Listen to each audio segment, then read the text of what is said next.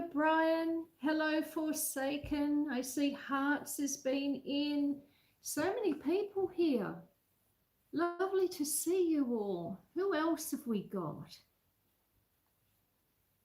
How are you, Forsaken? Is it still boiling hot over there? I hope you're all well. So here we are. It's another Saturday, another around the kitchen table, which technically isn't really around the kitchen table, is it? It's in the kitchen. Hello, Brian. Good to see you. Good to see you. Miss M. Hello. Welcome in, Miss M. Hello, Debbie Sue. Welcome in. There is Dan from Handicapped Traveller. Welcome in also, my friends.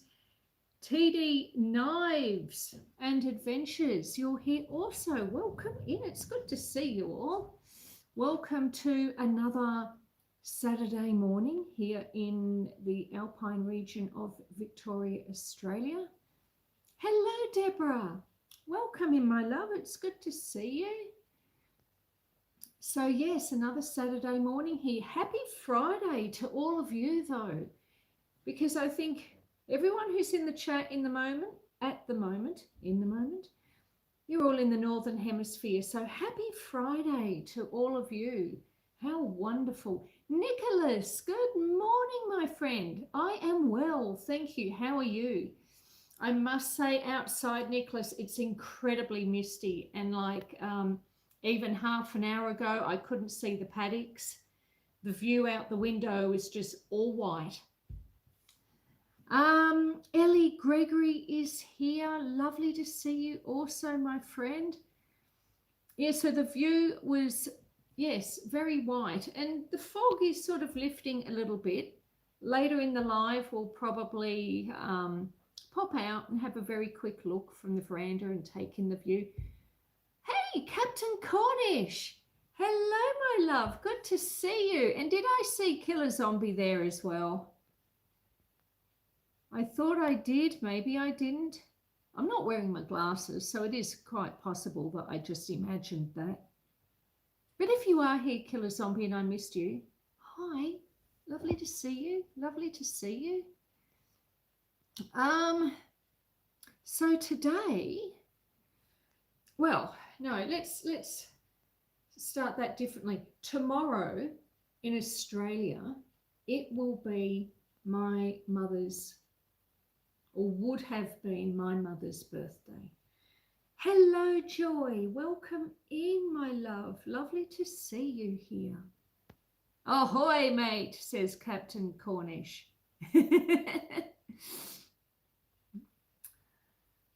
Oh, look, Forsaken Explorer and also Captain Cornish, they both live in Cornwall in England, and they have the most incredible channels.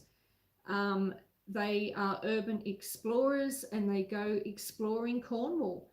And honestly, some of the stuff that you see is just so amazing, and some of it is sad, and then of course they do from time to time run into people who aren't so thrilled about the whole concept of urban explorers, so they do get into a little bit of trouble here and there. But great guys, incredible channels, and a great sense of humor. They love a good laugh. They can laugh at themselves, and they can laugh at us too. So if you haven't checked them out, please consider checking out Captain Cornish and Forsaken Explorer.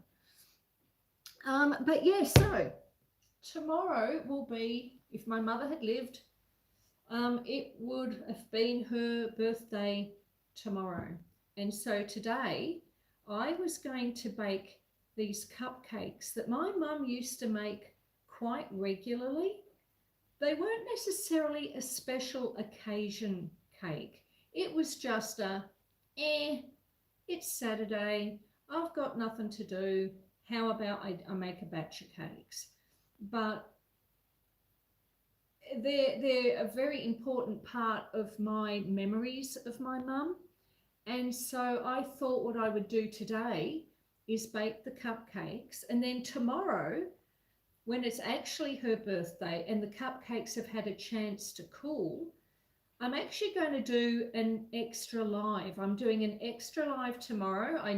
I've never done a Sunday live that I know of, but tomorrow we're going to decorate the cupcakes.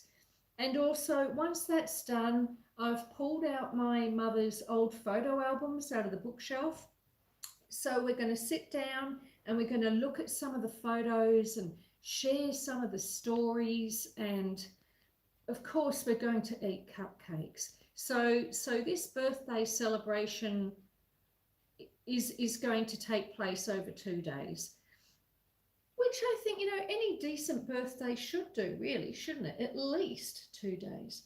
And also, in honor of my mother, I am wearing this jumper. Now, my mother knitted me this jumper when I was a teenager.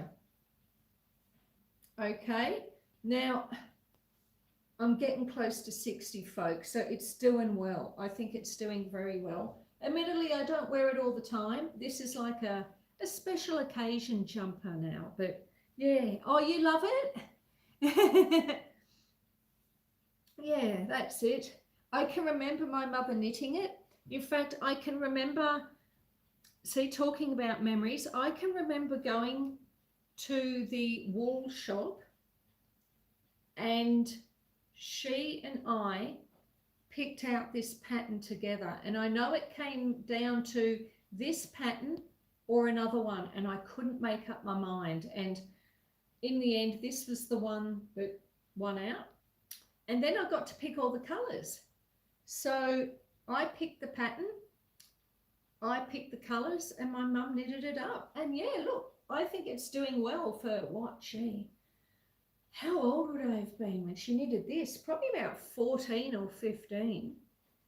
So let's say 15, 25, 35, 45, 50, at least 40 years old, this jumper.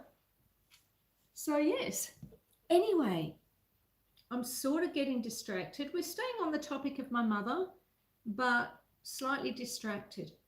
And let me catch up with the chat because I can see the chat is flying. Look at that. Hi, Amanda, and Ellie Gregory is here. What was your mum's name, may I ask, says Nicholas. Her name was Kathleen, but everyone called her Kate. So, yeah, Kathleen. And she was from a family of 5 children. Hang on. No, 6. So yes, there was her, her older brother. She had an older brother, Bill or William, and then there was Kathleen, and then there was Eric and Peter and Moira and Pat. So 3 girls, 3 boys, but they're all gone now too. So, but yeah. It's good to be able to remember people and remember experiences and remember stories and things like that. Let me see what we've got happening. I'm putting my glasses on and I'm going to have a look. The jumper is a great memory, says Brian. Yeah, it really is. Oh, Amanda, we're calling you the Queen of Corn, are we? Hey, Toyo, welcome in, my friend.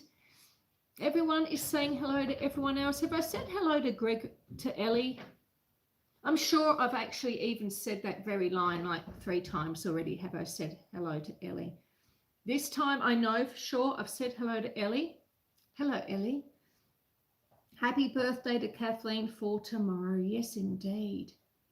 So let's do this. Now, originally, I was thinking that I would just do in honor of my mum, because these cupcakes were like a white cupcake. So they were either like a vanilla cupcake or a butter cupcake or something like that. And I thought I'll do a white cupcake and I'll decorate them the way that she used to decorate them. Fudge, don't eat the tablecloth. Honestly, cats, you can't take them anywhere. But then early this morning, I got up, as you tend to do in the morning, and I started going through some of my mother's old cookbooks. And I came across this one, and which of course you are seeing backwards. It is the PWMU cookery book, including pressure cooking for the price of 5 and 6. This book is from 1953. 1953, I think it was. I found it in here earlier. And this book was her favorite. Like she had I think I've got 4 or 5 little cookbooks of hers, but this is the one that was the most well thumbed. And there's things like the pages are falling apart, and there's all sorts of fascinating bits and pieces, little things that she's cut out and put in there. Like we've got something here for chocolate frosting and soft chocolate icing, which we won't be doing today, but oh, there's so many fascinating things. Breakfast ideas with cheese, and so many different bits and pieces that she had cut out and just placed in there. And look at this. I mean, you're going to be seeing it backwards, but that says, make sure you say Bulldog after ordering your waxed lunch wraps. Buy Bulldog for better value.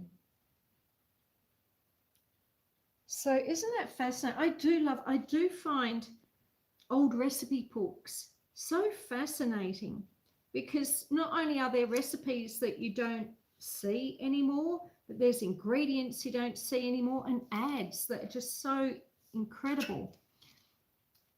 Oh, Nicholas says, absolutely amazing book. Yes, Nicholas likes to collect old cookbooks.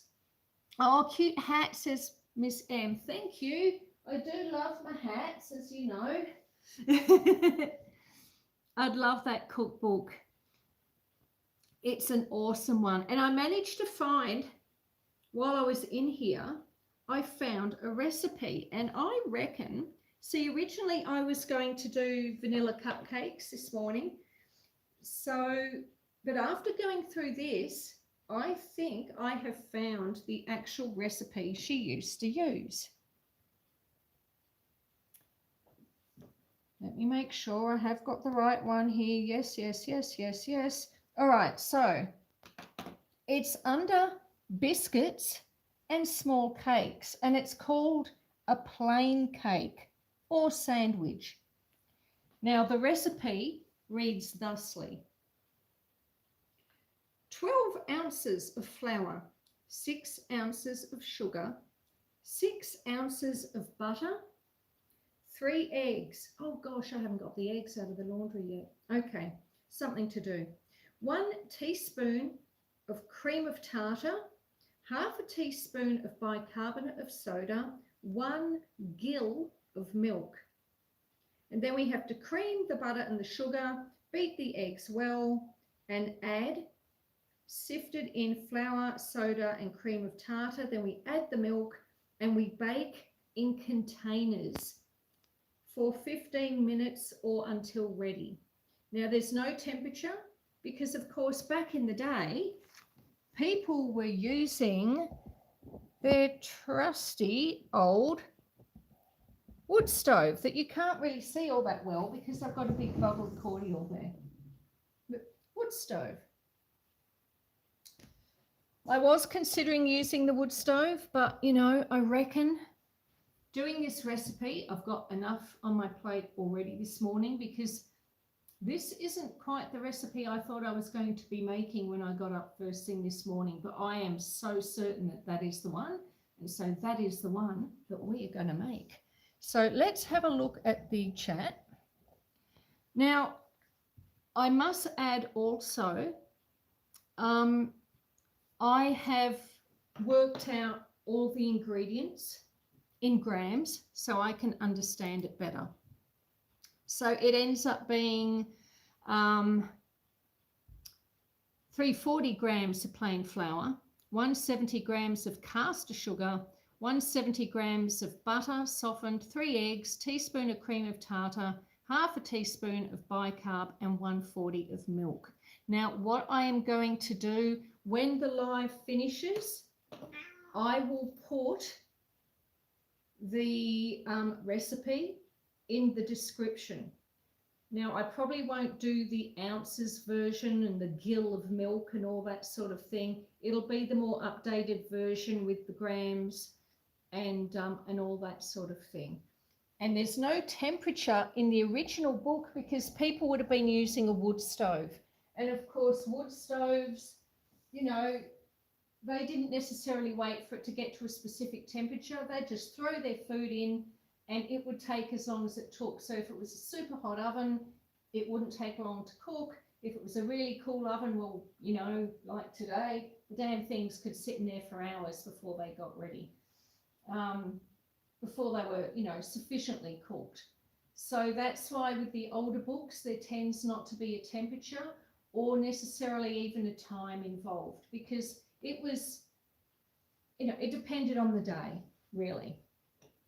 So I will be putting the recipe in the description. So let's see. Oh, lovely sweater, says Katie's Kitchen. Hello, my love. Hello, hello. Kirsty is busy putting up everyone's links as she tends to do. Thank you so much, Kirsty. Everyone is very appreciative of all of that. Nicholas says Susan's mum made the jumper. She sure did, Nicholas. Why is it a jumper though? Why is it not a sweater? Now I have actually looked that up and I don't remember. It was something to do with, no, I'm not even going to attempt it. I have looked it up. There was a reason why in this country we call them jumpers and over there they're called sweaters, but I can't honestly tell you what it is now because it was a few months ago, and if I try and tell you, I'm probably going to get it all wrong. Crafty Corner with Soph. Hello, my love. Soph does the most amazing dioramas. Oh my God. And little Harry Potter ones, and amazing, amazing. And she has a most wonderful dog, and the dog is called, oh God, is it Steph? Is your dog called Steph? Steffi? Oh no, I can't quite remember. Angry Duck is here as well. Hello. If you're interested in cars and watching people do up cars, go check out Angry Duck Automotive. Now he does automotive stuff, but he also does, oh, Shelby. That's right. Sorry, Sophie, it's Shelby. I was thinking Steffi, no, Shelby. Lovely. It's a German Shepherd. Beautiful dog. But Angry Duck Automotive, as well as doing his car stuff, also goes on some of the urban exploration with Captain Cornish and Forsaken Explorer. And this time I see for sure Killer Zombie is in the house. Hello, hello. Ding. Clock's a bit slow. Oh, it's quite a bit slow. Oh, I've got to wind it up. I've got to wind it up. 30 seconds.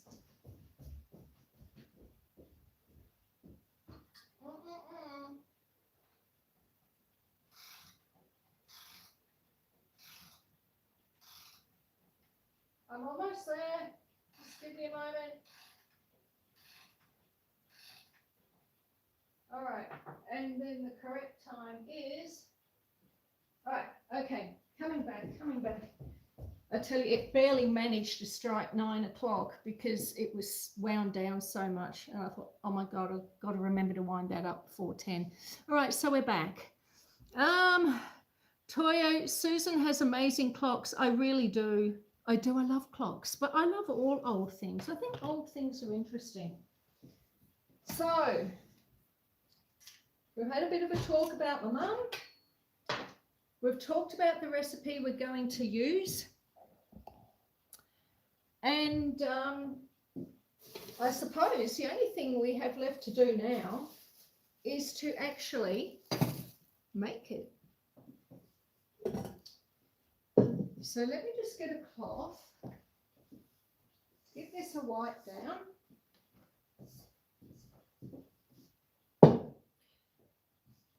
Now this exact recipe I have not made for an incredibly long time. And also, my mum was a pastry chef by trade. So she could look at a recipe for a big cake and immediately be able to look at it and adjust it for cupcakes and things like that. I'm not that good. So I'm hoping that when I have done all the conversions for this plain or sandwich cake that she has marked in her book, that I've done it all correctly. Today, basically, we're winging it. So, I guess we should make a start. Is there anything? Let me just check that there's nothing here. Joy is saying hello to everyone. Killer, zombie, how stiffy so. Oh, hey, hello there. Ivo, how are you, my friend? Good to see you here once again. Now, what do we have to do? Let us start with, oh yeah, now I forgot to tell you too, I'm cheating. I am using the electric oven. I know my mum would have probably used something a bit more like the wood stove, but not today, folks, not today. Can't afford to bugger anything up, and because it's a recipe that I'm sort of playing around with as well, I think I've got enough going on in my head and alive, so we're going to use the electric oven. So first thing I have to do is preheat oven to 180 and line a muffin tin. Alrighty.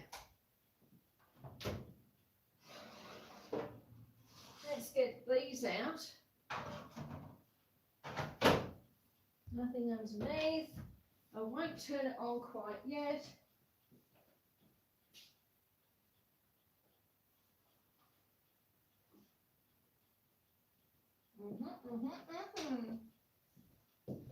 One muffin tin. Now, let me open my baking drawer. Let us see what we have. Well, we've got lots of, you could tell I bake cupcakes. Got lots of lovely Easter ones. And then we've got more Easter ones with bunny rabbits. And then we've got, oh yes, you've got to have the Halloween ones. Tinkerbell. And then we've got some flowers. And we've got some polka dots. And one more Tinkerbell. And some plain ones. Where's the Tinkerbell ones? So, I think we'll go the flowers. These ones. Would my mum have approved of flowers? I don't have 12 of those ones. All right, we're going with the flowers, my friends. So, let me check on the chat. Get Susan to Cornwall, says Angry Duck. Katie's Kitchen says, back, sorry, I was attacked by an offended cat because I put him down on the ground and he wasn't done with the pets. Katie. Oh, you should know better than to do that. You must never offend your cats. Oh. You can see I'm stalling, you know, I'm starting off with the cupcake containers, as it said in the book. The old book says bake in containers.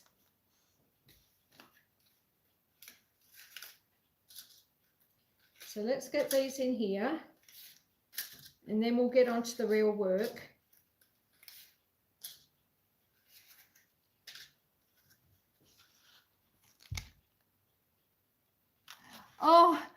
friend Leah Williams from Melbourne has just come into the chat. She is not a content creator, but she is a good friend who I have known for many decades. And she said, I just realized, right, maybe it was my mum, just realized that you started your live earlier. Huh. I don't know what that was. But thank you for being here, Leah. That is lovely. I'm sorry, I just got really distracted by that sound. All righty. So that is done. Now the book says cream, butter, sugar, and beat eggs. I've got to get the eggs too. So how many eggs do I need? I have written here that I'm going to be using 3. So I have to nick into the laundry and get 3 of my preserved eggs. What can I put them in? I'm going to need to put them in something. Oh, it's all right. I'll find something. All right. Another 30 seconds. Just chat amongst yourselves.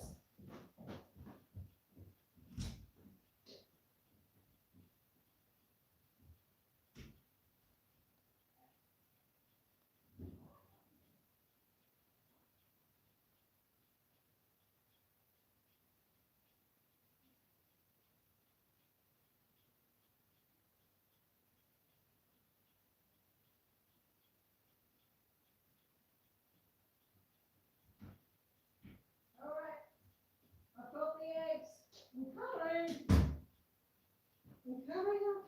coming.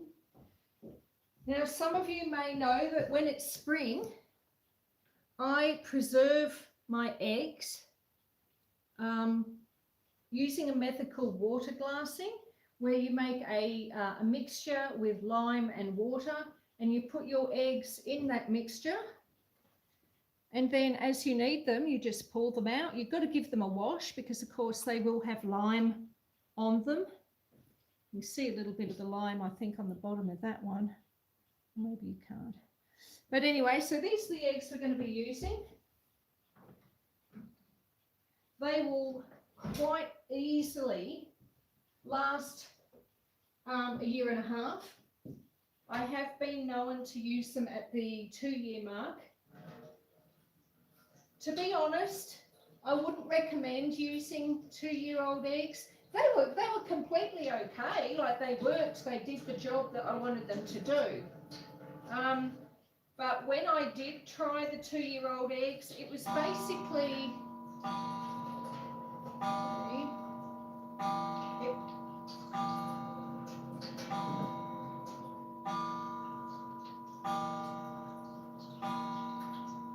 just let the clock finish. It was basically to just test them, really, and see how well they worked out. And I was using them in baking, and they were fine.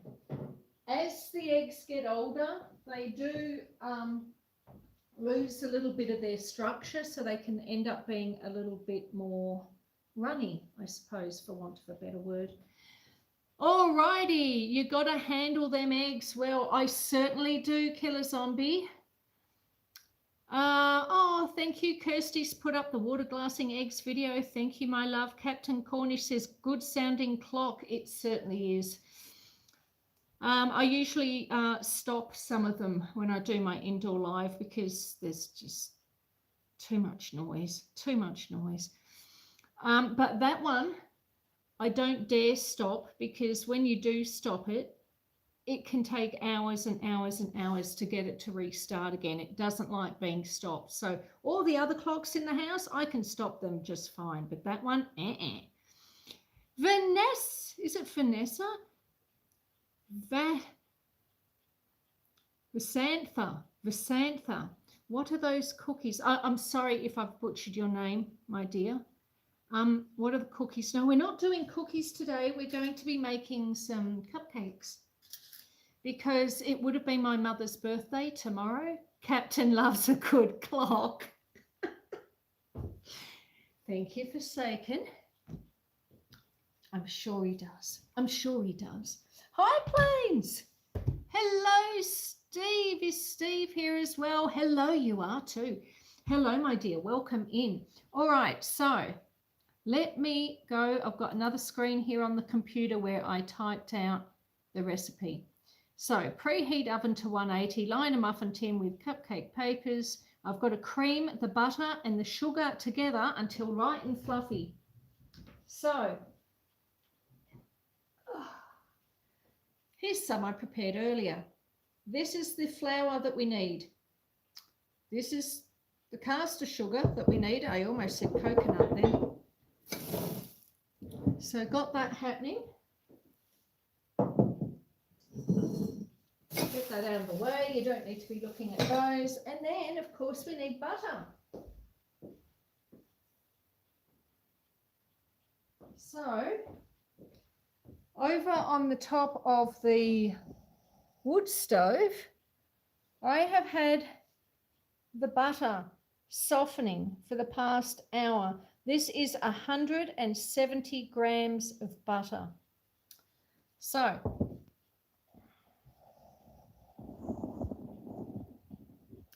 let's do this. Cream, butter and sugar together.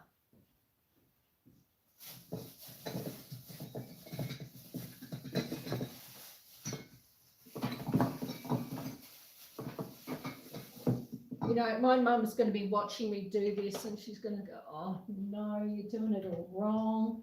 You should be doing it this way. You should be doing it that way. All right, we won't use that. We'll use that. Okay, so we're going to cream, butter and sugar together. Now, this is caster sugar.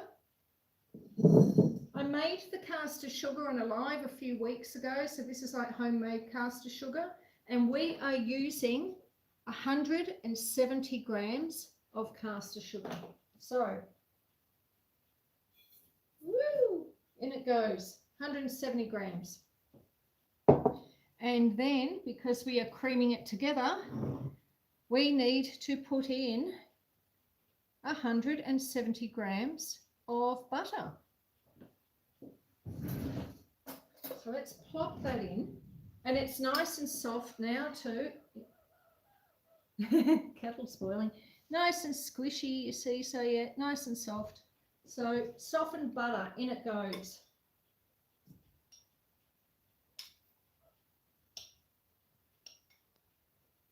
When I'm doing this, can you see it, or is the chat in the way?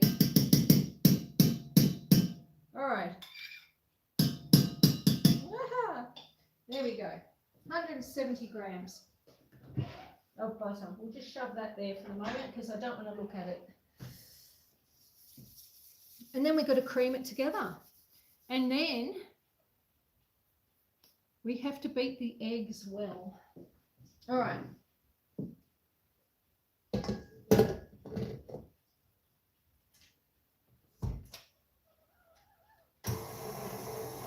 And you know, I've got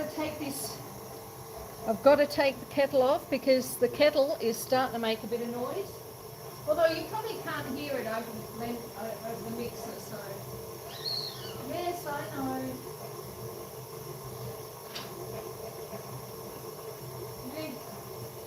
Can you see that? Look at that. Oh.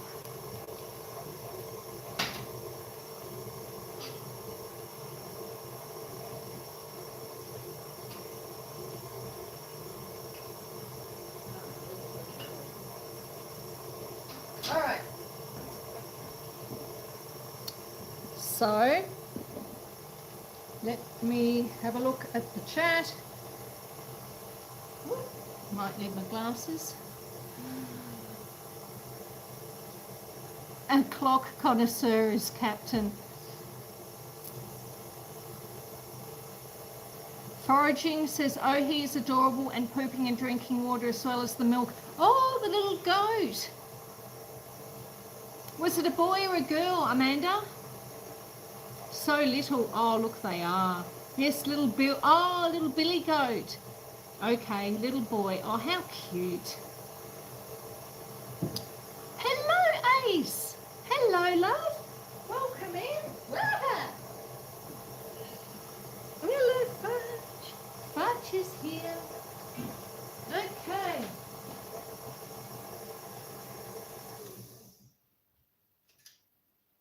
All right. Well, it's sort of it's mixed.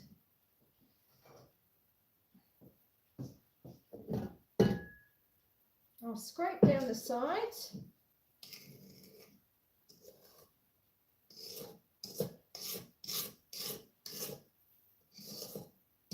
Oh, it smells nice. Very buttery.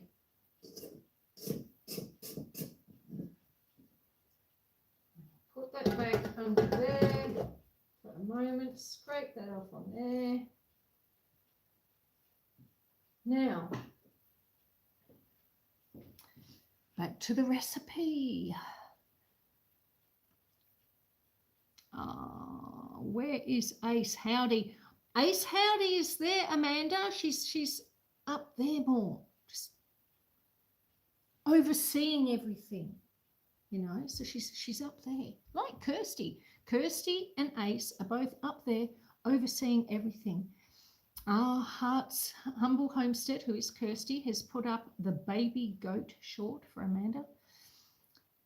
Okay, Debbie Sue, goats are amazing.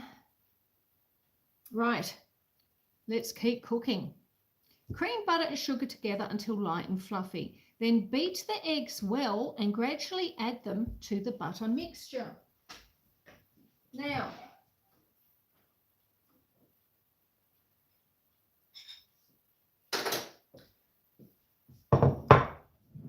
what I'm going to do, because these are the preserved eggs, move that round there a little bit more. Because these are the preserved eggs, I'm going to break each one into a cup. Now, I've never had a bad one, but it's Murphy's Law, isn't it? If I don't break it into a cup, there's going to be something wrong with one of them. So we've got a brown one, a white one, and a blue one.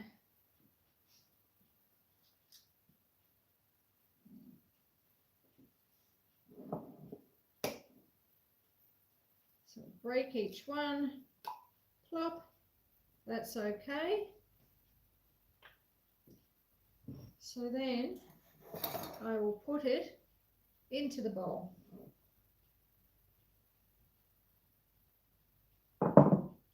Then we'll do the next one.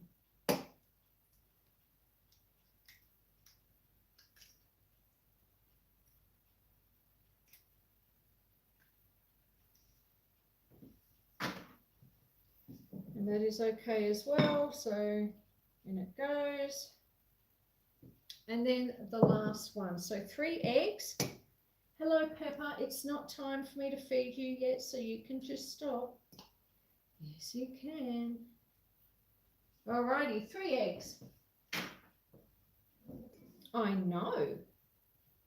You have to wait 25 minutes, Pepper, and then I will feed you. Well, they say don't work with children or animals. Billy Ray sent me to sleep, says Nicholas Grollo. Crafty Corner says lol foraging.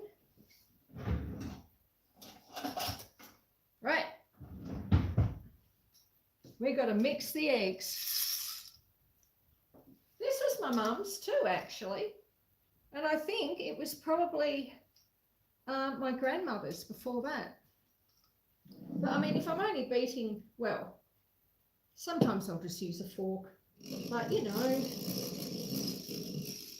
we're doing this in memory of my mother, so we're using it. I still use it quite regularly.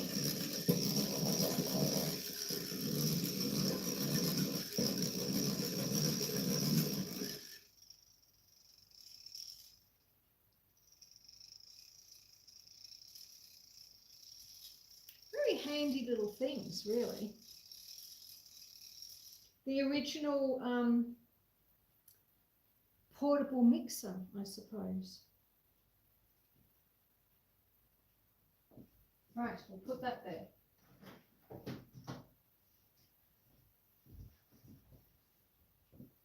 What are we doing? That's a badass mixer, old school. Yeah, it is, yes. I love your story, Debbie Sue, just as I am, says Amanda to Debbie Sue. Ah, has a red handle. Yes, I know, I love red. I love red. I mean, you can probably tell I love red, can you? It's like lots of red everywhere. All right, recipe. Let's get back to the recipe. So we have creamed the butter and the sugar till light and fluffy, beat the eggs well, and then gradually add them to the butter mixture. So we'll pour half of it in.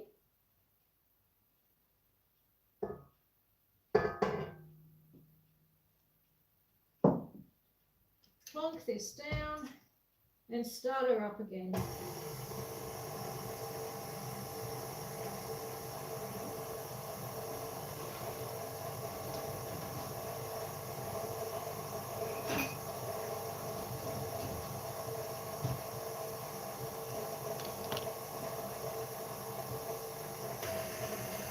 And then we'll put the other half in.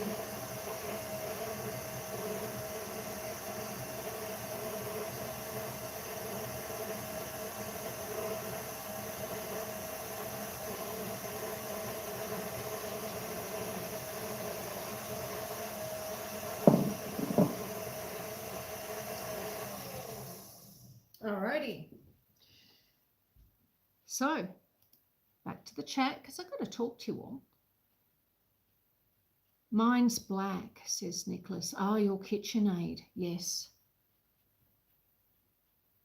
I did think about getting black, but red won.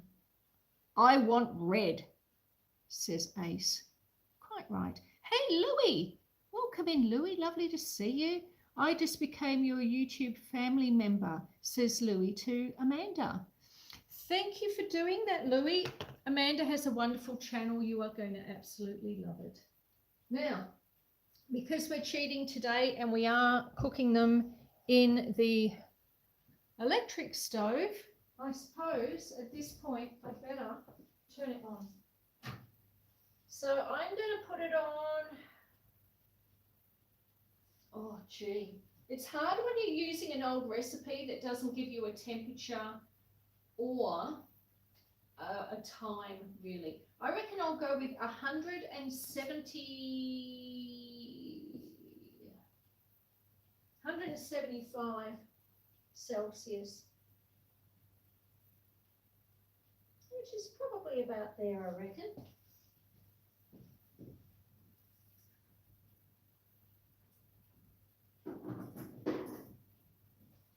And then, of course, we're going to need a sifter. Are we not, my friends? Sophie says we're heading to bed now.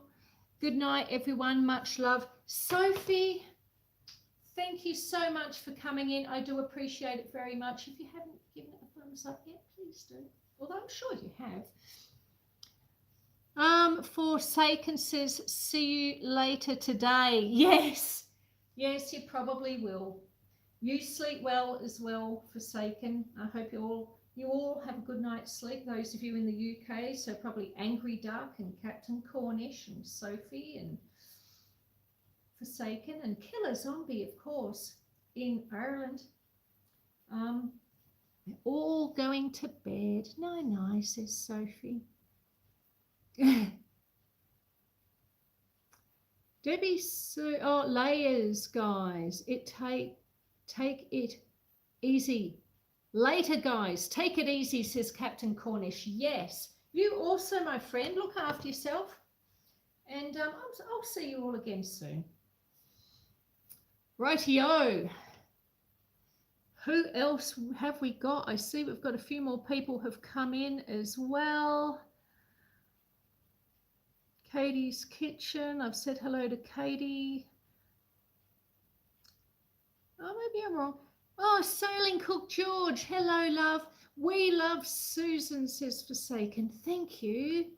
I love you guys too. You're like my family. You're all my family. All of you. All of you are like my family. But I must say it's so wonderful going on Forsaken or Killers lives, because I've got you know, they've got all the accents that I grew up with, and listening to them, it really does take me right back there because the accents are so familiar to me. But you're all my family, regardless of what part of the world you're in. I love all of you.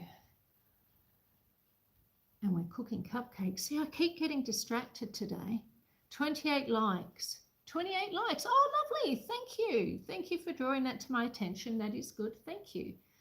Let's have a look at this. So beat the eggs well and then gradually add them to the butter mixture, right? We've done that. Sift in the flour, cream of tartar, and bicarb of soda. Now, I wanted to talk about that.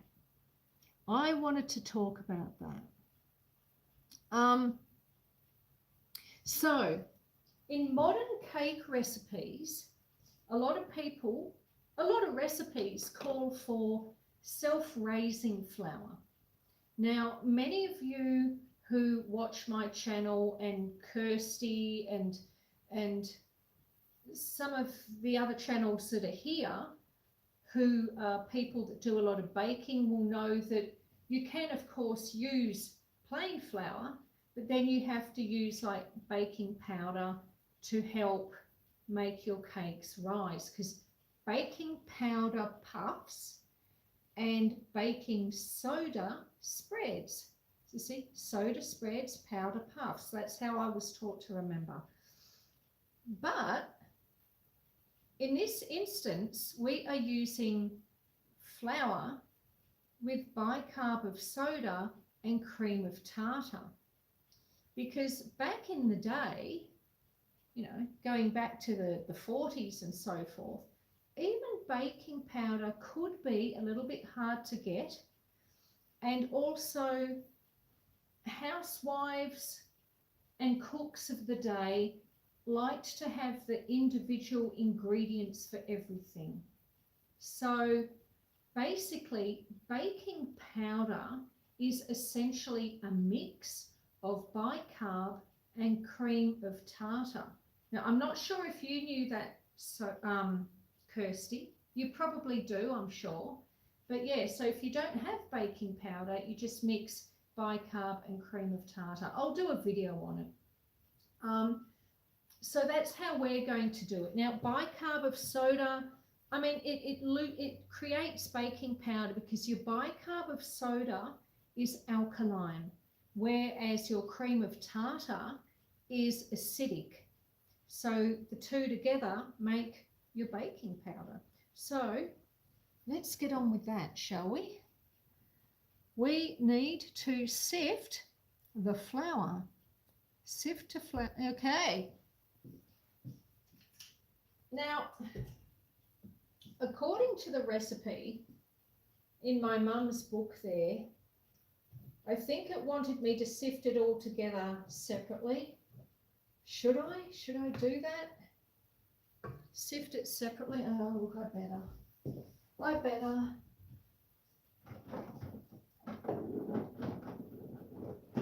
No, that's not what I'm after.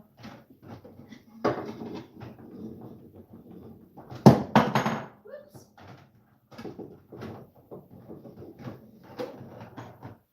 Okay. We'll just shove that in there. Shove that there, shove that there. Close that. Right. Flour.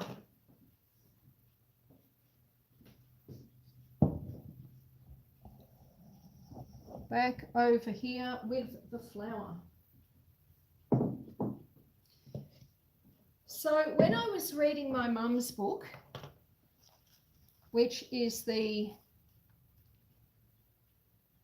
PWMU cookery book, printed in 1952, including pressure cooking and priced at 5 and 6. This is the recipe we're going off. Cream on her sifting flour. Oh, no, I'm not. I'm going to sift it straight in.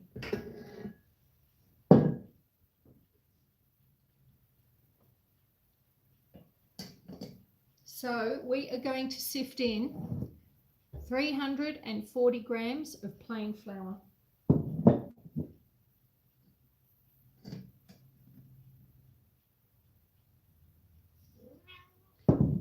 No, Peppy, you've got 9 minutes. Yes, you do. Yes, you do. 9 minutes.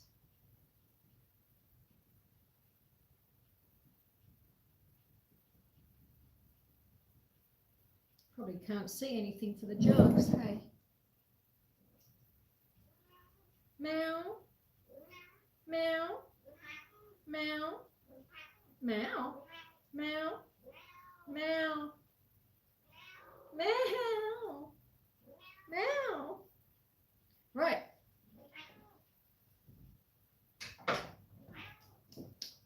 That is done. Let me check on the chat. I need a cookbook like that, Amanda. Oh, thank you, Kirsty. Kirsty's done the baking soda versus baking powder video. Thank you, my love. Precious cookbook, Susan. It really is, Debbie Sue. I'm so lucky to have it. I've got quite a few of her cookbooks. They're all falling apart like that one, but it just gives them more character. I mean, I can remember her sitting down and going through it, you know, and marking things off. And meow, Pepper, says Nicholas. See, she stopped now. All right, so we are now going to add the bicarb and the cream of tartar.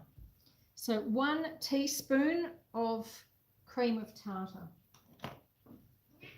I know. 1 teaspoon of cream of tartar. So we have our Aussie brand. It actually says Mackenzie's because it's backwards. 1 teaspoon cream of tartar.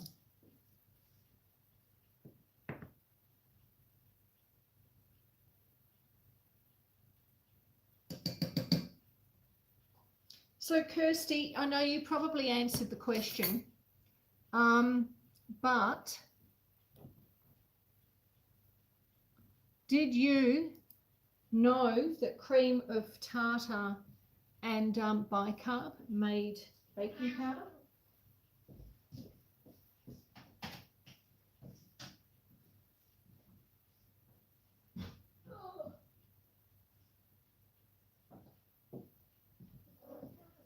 All right, this is my big thing of bicarb because I do try to buy things in bulk when I can because it's cheaper. And it also means if you run out of something, well, you know, you don't run out of things as often, do you? If you've got everything in bulk. 1/2 teaspoon of the bicarb. I'm so paranoid making this cake. Yep, okay, that's it. And you know, if it all turns to shit, I've always got tomorrow's live to try and do it again. I'll get the bicarb out of the way. And let me see, did Kirsty... We can't be stingy with Susan. No, you can't.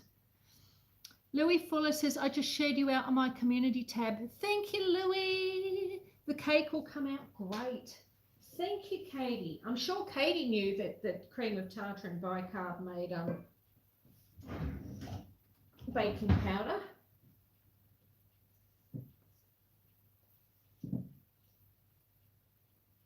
Scrape that off. See, I've been changing out all my utensils from plastic and silicone to timber.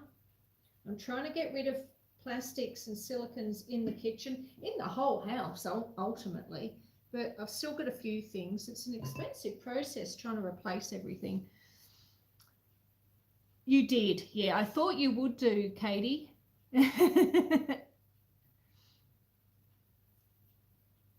Okay, so back to the recipe. So sift together flour, cream of tartar, bicarb, and gently fold into the mixture, and then add milk. Oh yeah, I need milk. All right, we're going to gently fold it into the mixture. The mixture, which is 340 grams of plain flour that we've just put in, a teaspoon of cream of tartar, and we're mixing it in with 170 grams of caster sugar, 170 grams of softened butter, and 3 eggs. Now, really, the only other thing we have to add in now is the milk. So I'll get some milk. What do we need? How much milk? 140 ml of milk. Rightio. 140 ml.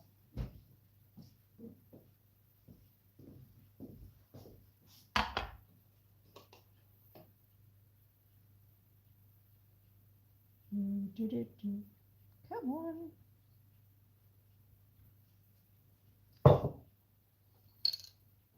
All right, let me just have a look here. Where is 140?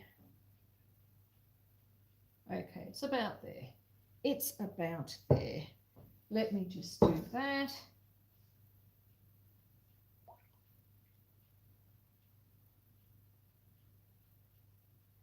Okay. Or is that 140 or is it 150? Radio. We have milk.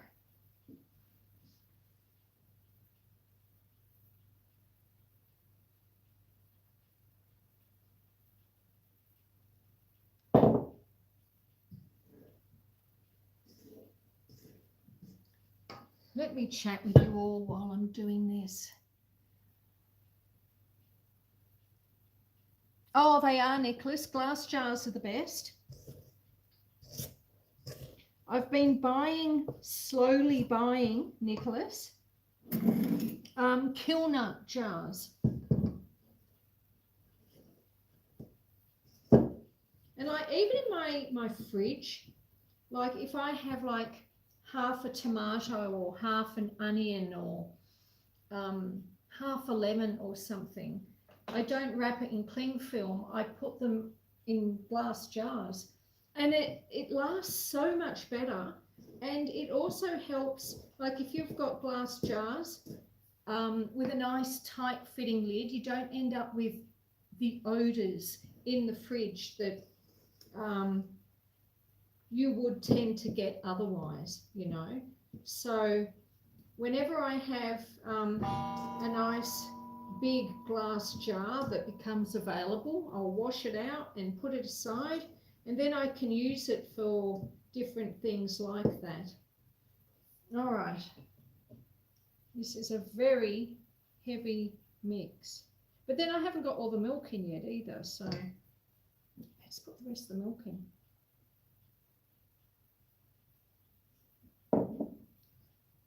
And then once I've done that, I'll just run it through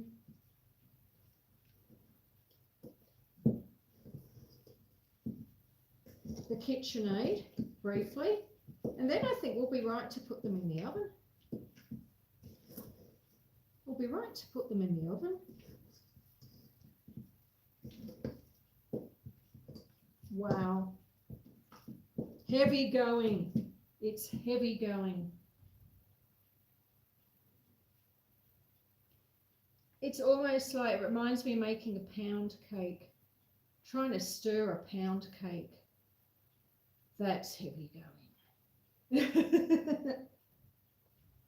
All right. Plop them there.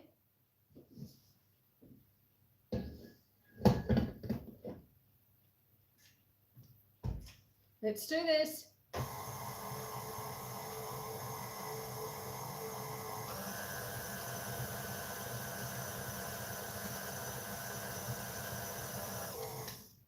I reckon that's all it needs. I did pretty well. Let's have a look. I still buy baking powder. Yeah, I buy baking powder. I buy all those little fancy things. I've got, what have I got here?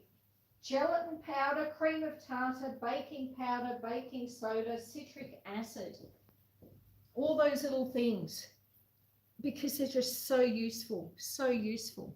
Gelatin powder, the things you can do with gelatin powder. All right, let me catch up with the chat. Cupcakes with blueberries. Aren't we?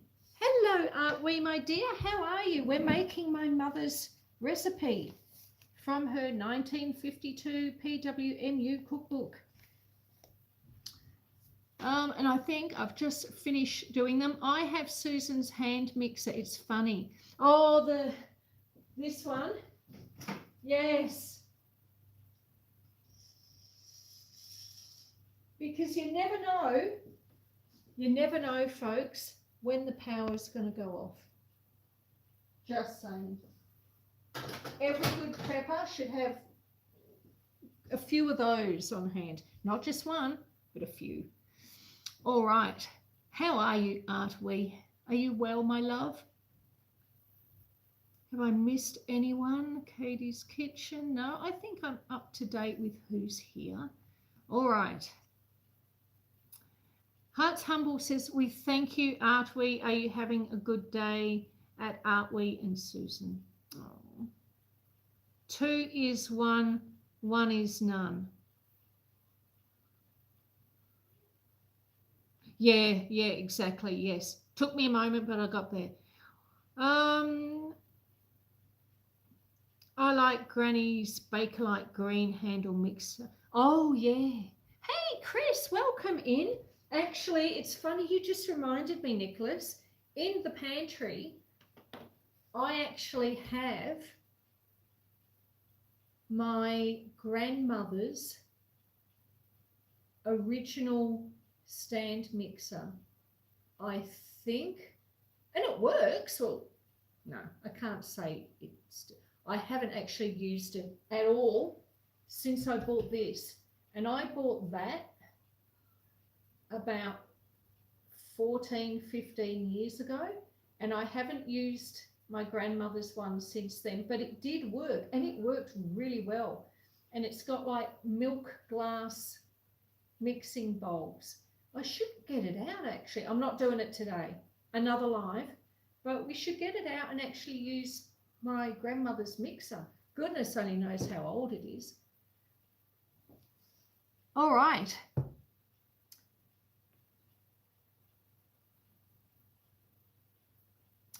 Right, let us do this. We've got to look at this recipe, don't we? So spoon the, okay, we're at to that stage.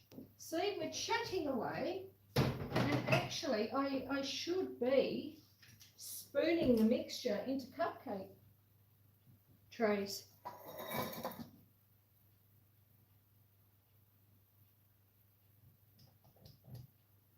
Let's get this in. So doing this in honour of my mother's birthday, which is tomorrow. If my mother was still alive, she would be 96 tomorrow.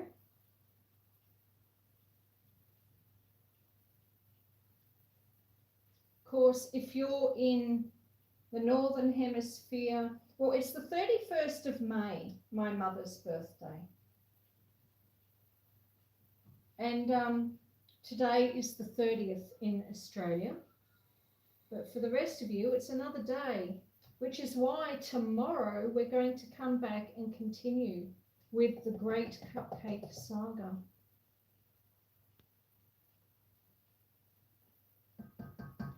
And I'm looking forward to tomorrow. I've been, once we decorate the cupcakes, because we're going to let them cool down overnight, tomorrow we're going to decorate them. But then once we've done that, what I was planning on doing is I've got my mother's old photo albums out, and there's photos in there from when she was a child right up until, well, when she passed, I suppose.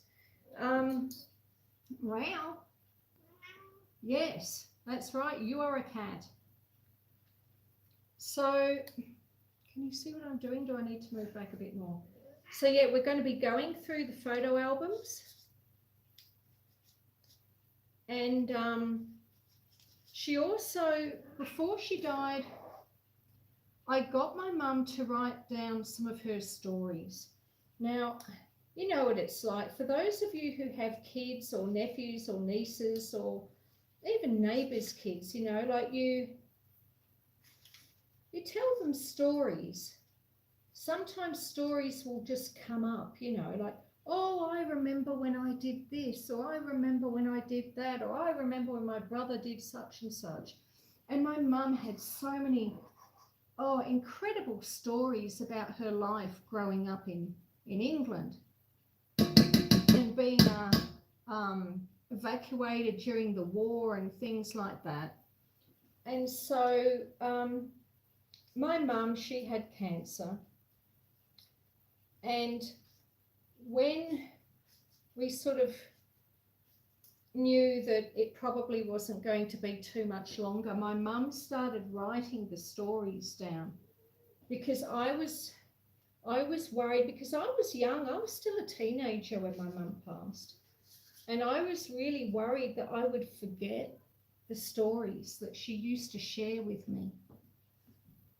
And so when my mum was feeling well enough, she bought a little book and she started writing the stories down.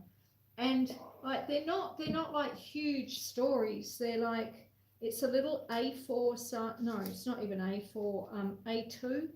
So like a little book. And some of them are only like one side of a page, but it was just enough information for me to be able to read it and remember the story that was associated with it. And some of the stories have more detail, depending on whether or how well she was feeling when she was writing them. But yeah, I love that book. I treasure that book and all the stories in it. And so tomorrow, after we've decorated the cakes, we are going to go through my mum's photo album, and as we look at the photos, we're going to read some of the stories. And I'll try and find some of the stories maybe that relate to some of the photos, but it's going to be a good day and an emotional day too, I suppose. Hopefully I won't end up having a teary, but anything's possible.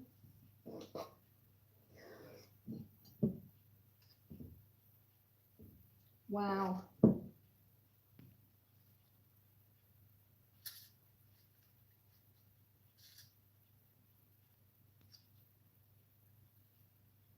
Anything is possible. I'm going to need to top up these trays quite a bit more. Woo, there we go. Let's have a look to catch up with chat. Happy birthday to your ma, says Debbie Sue.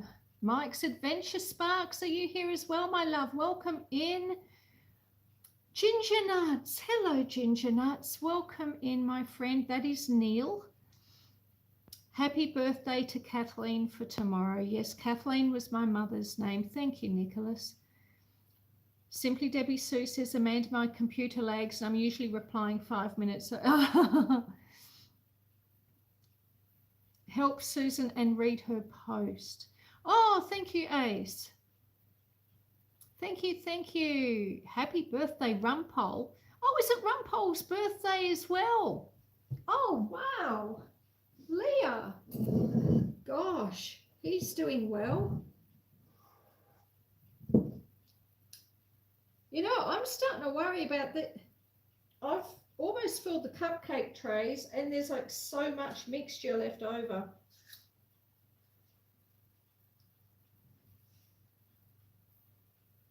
Let me just see if... No, I did work it out that it should make about 12. So obviously I'm just going to be topping them all up a bit more. All right. Oh, Rumpole is a beautiful dog. And before Rumpole, Leah had a lovely dog called Winston. And I used to love Winston. Leah and I used to be next door neighbours back in the day. And I used to leave my back door open when I was home, and Winston would just wander on in and sit down, take a load off. He was a happy boy. He was very comfortable. I remember once he stole a roast chicken. But, you know, that was my own fault for leaving the roast chicken out on the bench to cool in the first place, really, now, wasn't it? Do you remember that, Leah? I'm sure that was Winston, wasn't it?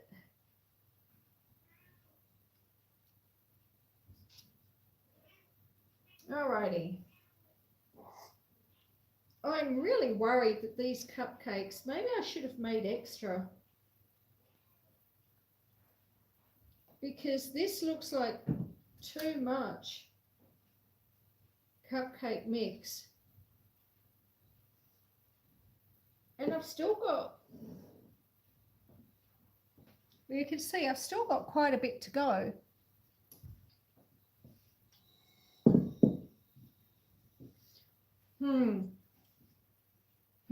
All right, well, there's a few I can top up a bit more.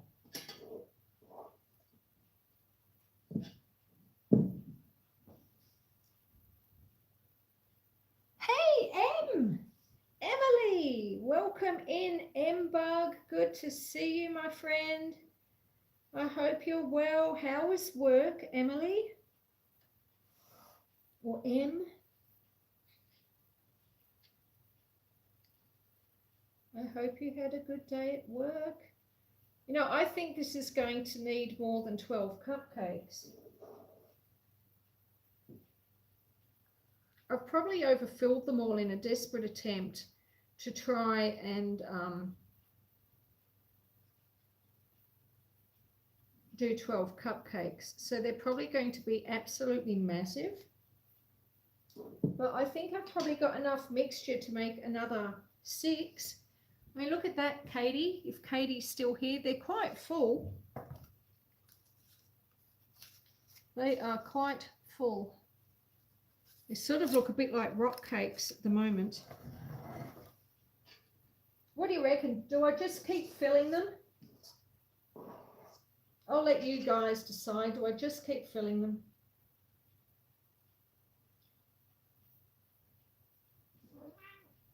Looks good, Susan says M-Bug. And Katie's going, Broke a bottle, M.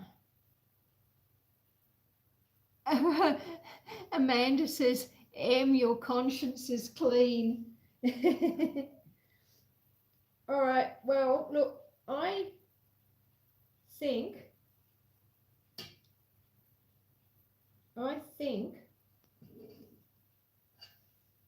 oh, I just can't decide. No, look, all right, we're going to sling them in the oven. We're going to sling them in the oven. Now, it was a bit of an experiment, really, wasn't it? We did say it would be a bit of an experiment. We'll put that over there because that's come out. You know, it's either going to work or it's not. True? I mean, this is my mum's recipe from a 1952 cookbook with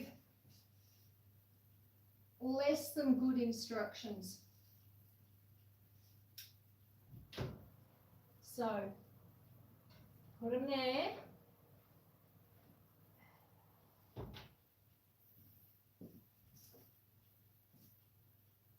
All right.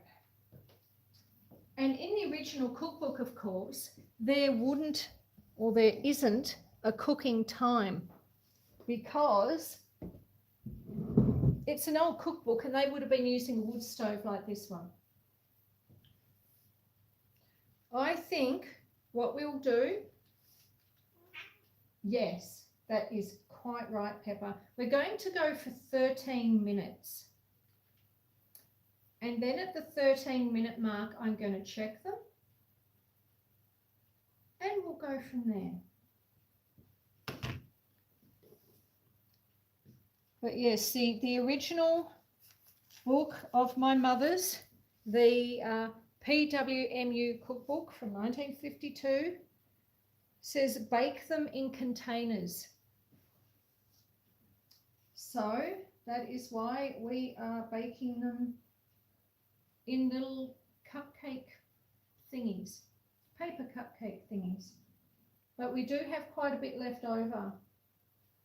So that's a little bit concerning to me. But we'll see how it goes. We'll see how it goes.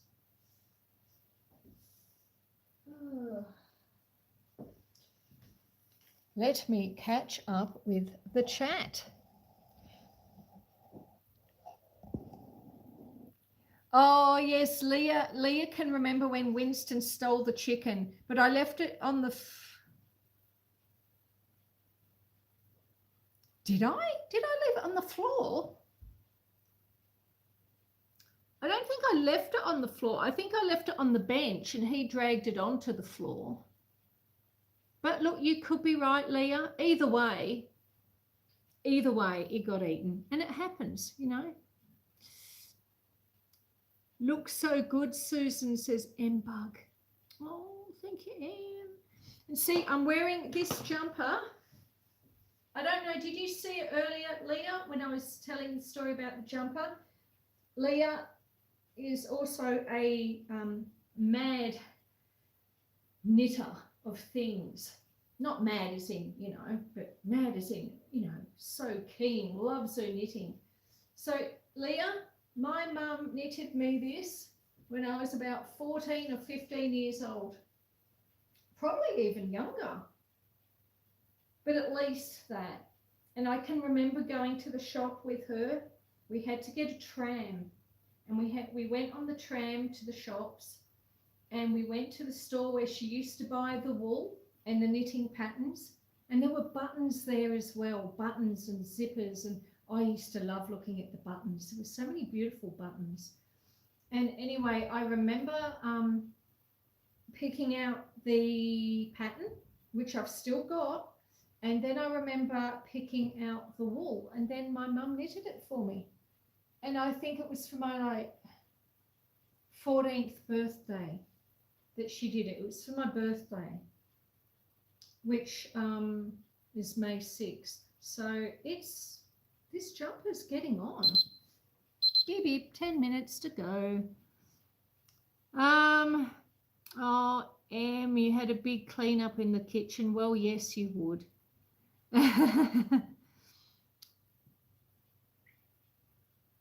Broke a bottle, Em. It was quite a mess. I bet it was, Em. My pup does a fantastic job with the dishes and clean up, says Neil. Em says it took a long time to clean up. Yeah, I bet. Susan is timeless, that's why. And in the future, don't forget that. Myself and Leah and Nicholas, we're all in the future. Let's see how these are doing. Oh, God. No, it's all good. All right, so I was filling them because there seemed to be so much cake mix. But now, of course, with the heat, and I knew this would happen, they've sort of melted down a little bit before they start the cooking process. So these cupcakes could end up being really quite popped over. Anyway, that's okay. That's okay. It's the joys of baking, isn't it? And I am using my mother's recipe, and look, honestly, if my mum is looking down on me doing this, and I'm sure she is, I think she'd just be grateful that I'm giving it a go. But we're going to have a few more. So when they come out of the oven, there's going to be a few more to go in, which is great because it means I get a practice one, pre-decorating. We'll try for another, won't be 6, might be 5. We'll go for 5. So tomorrow we're going to let these cupcakes cool overnight, but I will try one straight away because clearly we're going to have extra. Children, behave. Kitty. Yes, I'm looking at you. So tomorrow we're going to decorate them. And the decorating is nothing special. These are cupcakes that my mum used to do quite regularly, just because, you know, it's Friday, let's make cupcakes. It's Saturday, let's make cupcakes. Had a bad day at school, let's make cupcakes. These were the cupcakes. Birthdays and special occasions, she tended to do bigger cakes. But these were the everyday cake that my mum used to do. So they weren't elaborately decorated. My mum used to make up glacé icing, and she would just smooth it on the cakes, pop a little cherry on top, and Bob's your uncle, as they say. I was originally considering doing something a bit fancier with them, doing my take on it, which would involve huge swirls of buttercream icing, you know. But that would be my take on it. It wouldn't be the cakes that my mother used to make. So I won't do the huge swirls of buttercream. I will do exactly as my mother did. So tomorrow we're doing glacé icing, plonking cherries on.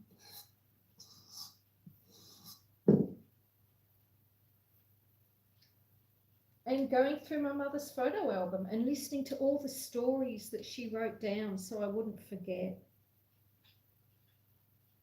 I'm sure, because I don't look at the book all the time, and I'm sure there's a lot of stories in there that I have forgotten. And yeah, it's going to be an interesting live. And I'm hoping some of my, 5 minutes to go, I might just turn them. I know it's not, oh no, they're turning out okay. Oh, no, maybe I won't turn them. I think they look okay.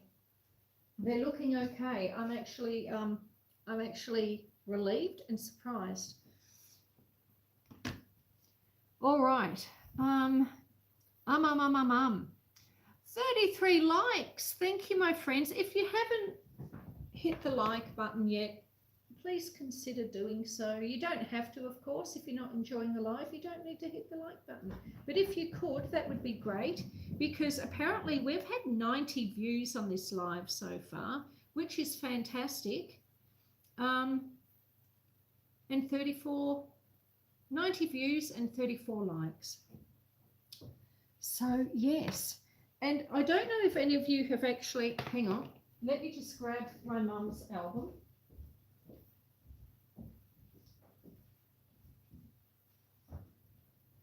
Oh.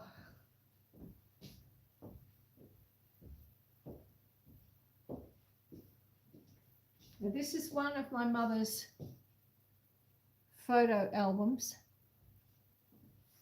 Let me just, what's happened to it? There we go, that's it.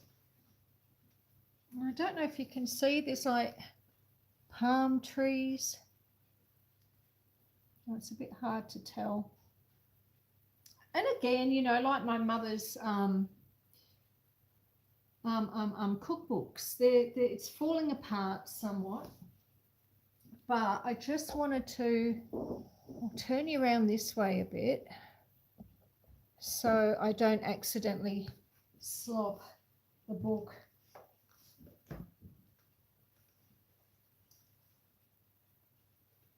Into some cooking stuff. We'll have a bit of a sneak preview for tomorrow. So, Woo.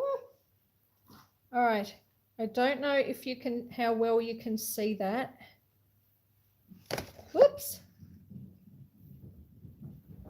But that is my mum and dad.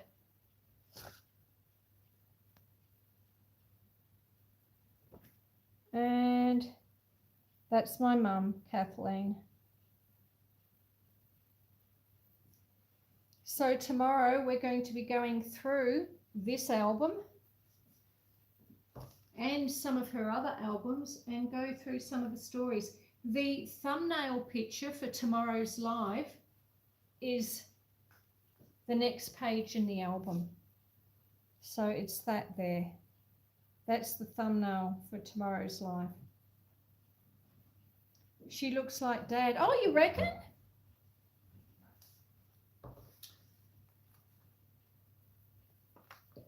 Yeah, look, maybe I do. Wow. And set TAA. All sorts of little things tucked in the pages. And other old photos as well. So yes, that's one of the albums that we will be going through tomorrow as we share stories on my mum. Now let me check these. Oh man, they're huge. Oh, I should have made them smaller. And those ones there are going to be the same. They're like seriously huge. Although, you know, thinking of the ones my mum used to make, I reckon they were pretty huge as well. I really think they were. So maybe it's not too far away from what she would have done.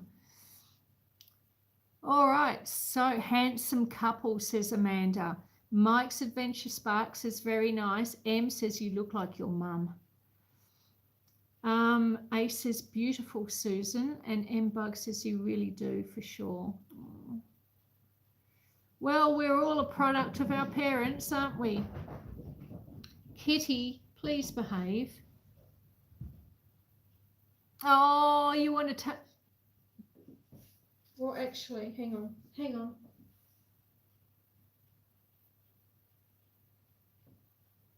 I have some of the butter.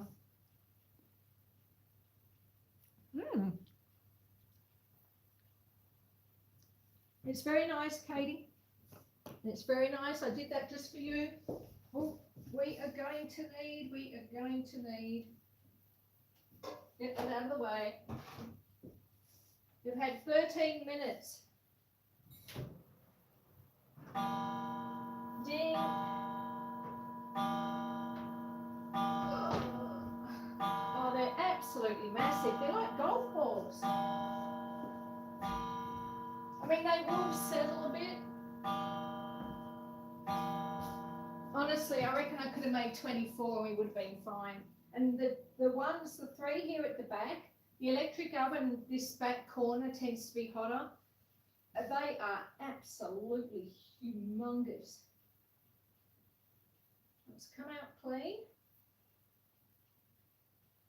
Oh, that one certainly hasn't though. All right. Right, let's think.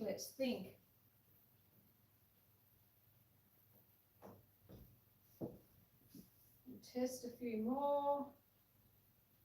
Plain, not plain. All right. We're chucking it in for a few more minutes. And since we've taken them out, I'm going to turn them round and pop them back in.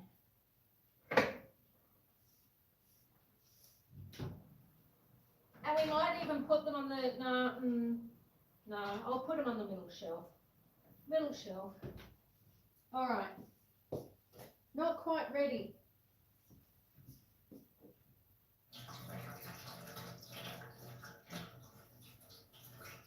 Not quite ready.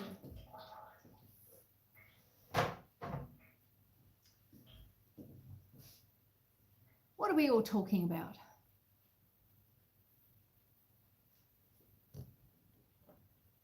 using one of my mother's skewers.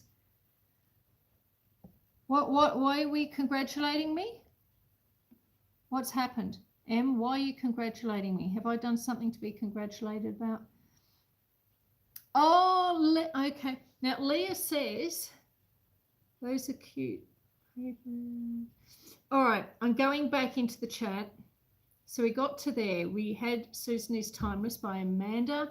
And Amanda said, beautiful memory. Yes, it really is. It still fits. It does. It does. Amanda says, girl and I want to know if you know about the Westfall UFO someday. The Westall UFO. I probably do, but maybe not the name. I do tend to watch a lot of paranormal / UFO type content when I'm not doing homesteading stuff. Cute papers, yes. Leah says you were eating your dinner sitting on the floor and you left it there to answer the phone. Ah, okay. Love the jumper. Your mum knitted for you. Glad you're wearing it today. Tomorrow I'm wearing another one she knitted for me. An orange one. And that jumper is extra special because she actually knitted it for her. But for whatever reason she... And I don't remember the reason. It might be that I just fell in love with it, or maybe she knitted it and it didn't fit her properly, so I ended up with it. I'm not sure why, but she knitted it for her. And on her version, it had a turtleneck. But me, a small child, I found the turtleneck very itchy. And so what she did was she undid all the turtleneck. She took it off and she knitted a new collar, I suppose. Collar, hem, what's the right word? But she re-knitted it. So she got rid of the turtleneck. So it was her jumper, and then it ended up being slightly altered and then given to me. So that one I am wearing tomorrow, if I fit into it. There is always that caveat, is there not? I thought she was getting onto us low key, says Amanda. I behave. Oh, I haven't actually put the timer on. Hello, Pepper. How long do you reckon they've been in there? 2 minutes?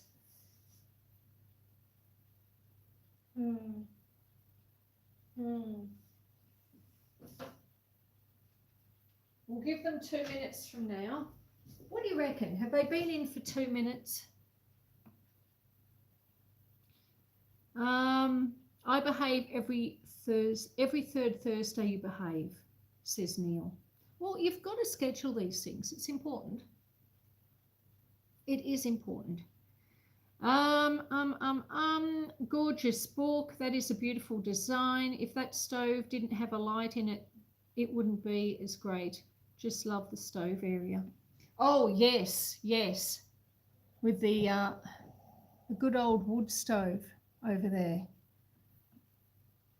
I suppose I should now.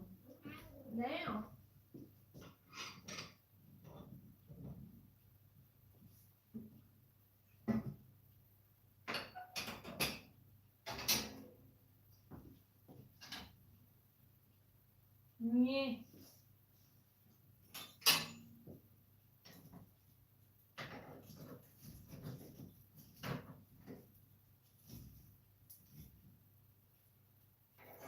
Because we're going to have a coffee.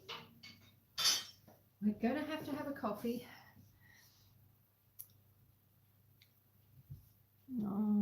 Everyone's commenting on the photo. 5 more minutes. 5 more minutes, you reckon, Katie? Did you say that before or after I said that they'd probably already been in for 2?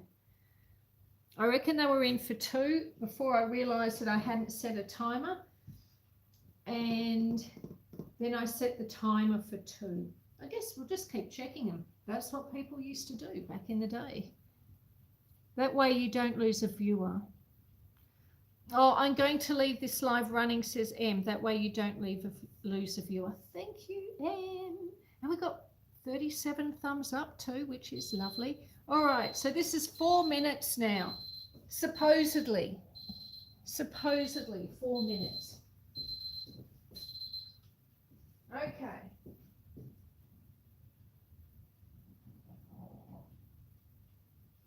Okay. We'll get a cooling rack just in case we need it. And we need the skewer. So with the skewer, you poke your cakes.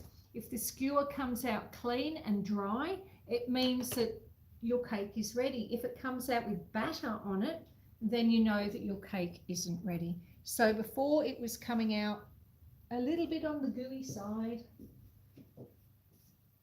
so they weren't quite ready.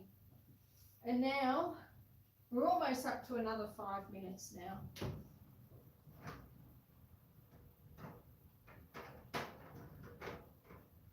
All right, let's look at these. Now they're starting to brown just ever so slightly.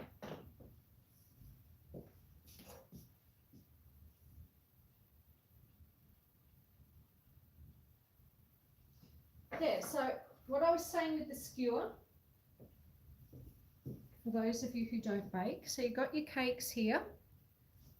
So you poke your skewer in. And you see the skewer has come out clean and dry. And again with that one. And with that one. We'll do a couple over the other side. Yes. Yep. Well, I think these are good to go. What do you think? What do you think? I do. I do, I do, I do. So the tricky part is going to be getting them out, because we need, whoops, as I throw them, they are very hot, of course. Normally, I would like to leave them in the baking tray for a few minutes, but because we need to put in another lot, I'm going to try and take them out now.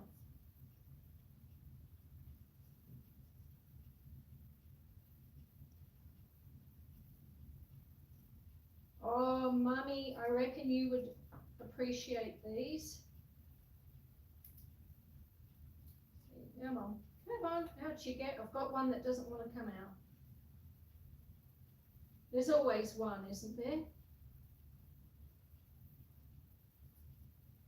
I'm pretty certain my mum never used pretty cupcake cases like these, though. All right.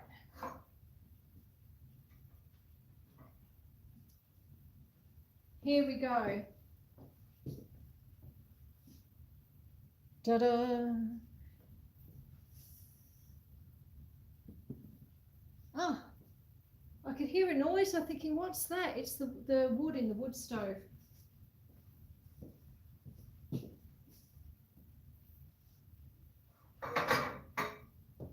I've got to boil the kettle. I've got to at least have a cup of coffee. So now what we're going to do is put the remaining 4 in.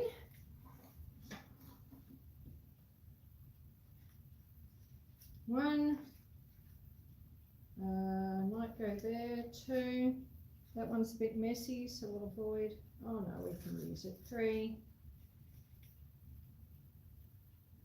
4. So we've got 4 more to go. But the great thing about having a few extra is that essentially it means we can, even though it'll be undecorated, we can try one today with the coffee.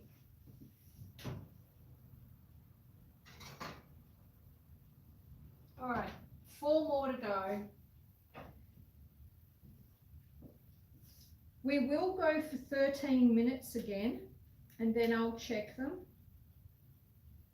I just made it for 14. We're going for 14 minutes again, and then we'll check them. Because, of course, they're going to cook differently because there's only 4 this time round. So that will change things slightly. Alrighty. M-Bug says, on my iPad. Heart's Humble Homestead says, oh really, to Amanda. Yum says Kirsty. Artwee says, those look yummy, Susan. And Mike's Adventure Spark says, looks good. And Amanda says it looks good. Yeah, look, they do, don't they? Wow. I'm really, I've impressed myself. And that's hard to do.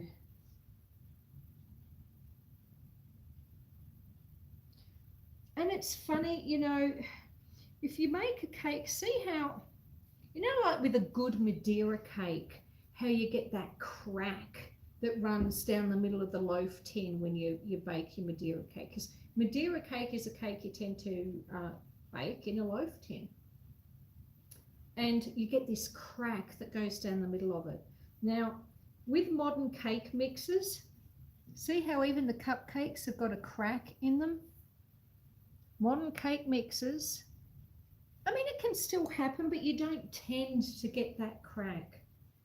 It's not as common. Modern cake mixes are more foolproof, you know. These ones are made with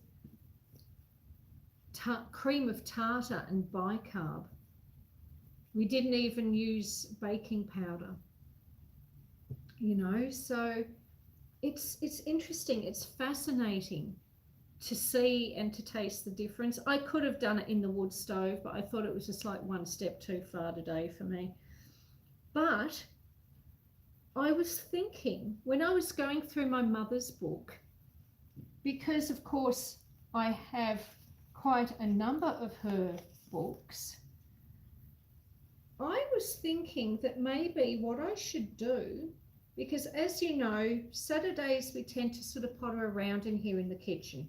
Saturdays, my Saturday lives, my weekend lives are inside lives. Tuesdays, I do my farm walk and talk, and every second Thursday I do an in the garden. But Saturdays on the weekend, I want to be inside and mooch around. And I was thinking, how about, because I mean, every Saturday we tend to make something that you can eat. Last week it was chocolate truffles, we've done cakes, we've done soups, we've done all manner of things.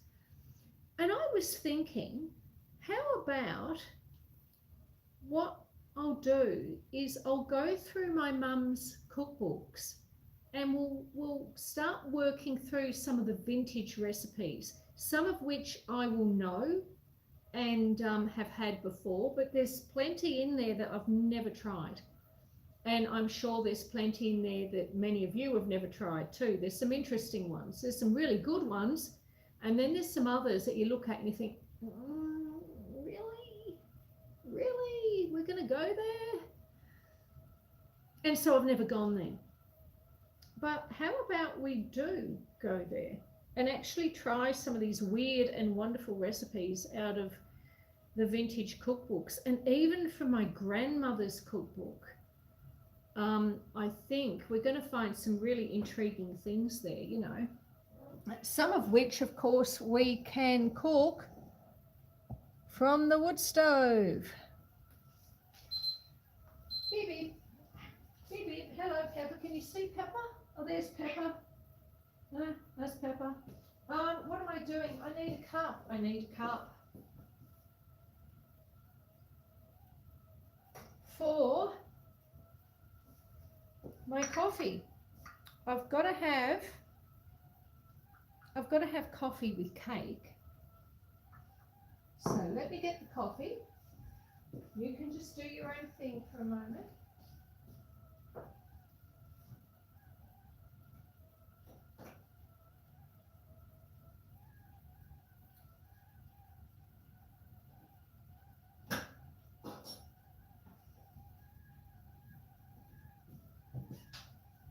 All right.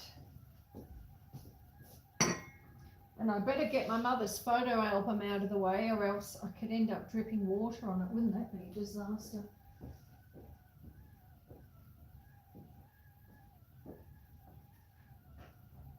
All right. That is that done.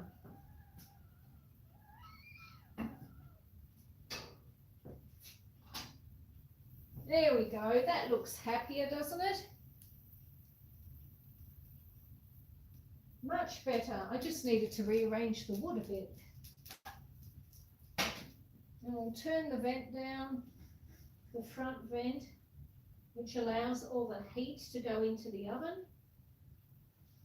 So the air goes in the front down there, then it goes through. So the air goes in there, down the bottom, and this door, and then it goes up through the firebox. Then the heat circulates around the stove, and then it goes back and then up through the flue. So now we'll turn the flue off. You open the vents to get it really roaring, and that way you can boil your kettle and get things to the boil really quickly, and then you can shut things down and it'll go into a simmer. So let me pour my coffee.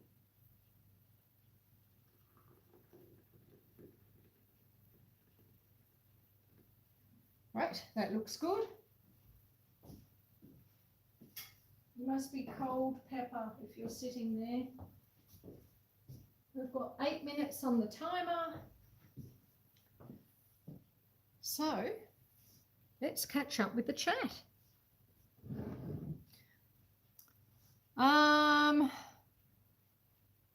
Looks good, looks good. Ace says I'd try 2 just to make it even. 2. Yeah, although we've got 12 here, Ace, and then we've got like 4 more in the oven. So yeah, no, you're right. You're right. I might have to have 2. You've got to test these things. You've got to test them. Kirsty does rock, Ace. She really does. She really does. Joy says, I'm having a rice cake with peanut butter and craisins, but those look delish. Ooh, snack time for Joy. Amanda says, I am body by cake. Amanda then says, girl is making biscuits, not cookies.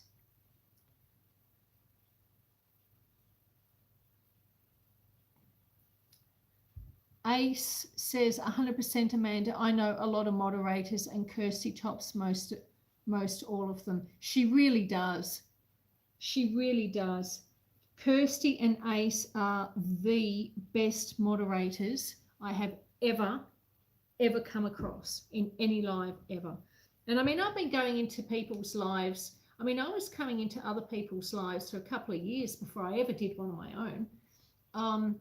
And I used to see Ace in some of those. I used to see Ace in Laurie's lives, and honestly, absolutely incredible the amount of work that Ace and Kirsty do as moderators in the lives. And I'm just so appreciative. And everyone who has any dealings with either of them is incredibly appreciative as well, I'm sure. 5 minutes to go. 5 minutes, 5 minutes. Pretty cup, yes. Yes, my friend was throwing it out. She was throwing it out. And I couldn't let that happen, so I adopted it. Right.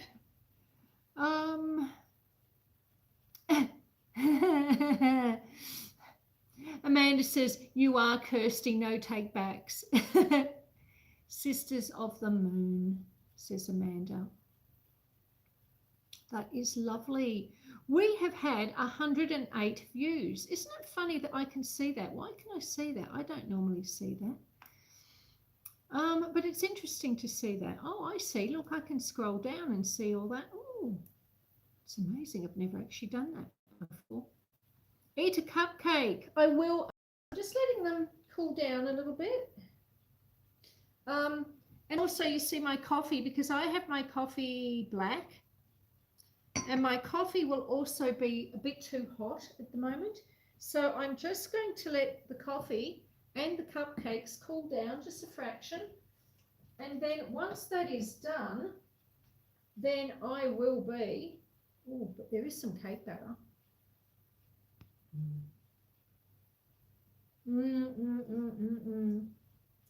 Sorry, Katie, if you're still here. There is cake batter. Love cake batter. I know we're supposed to not like cake batter. People say, oh, I shouldn't do that. Raw eggs.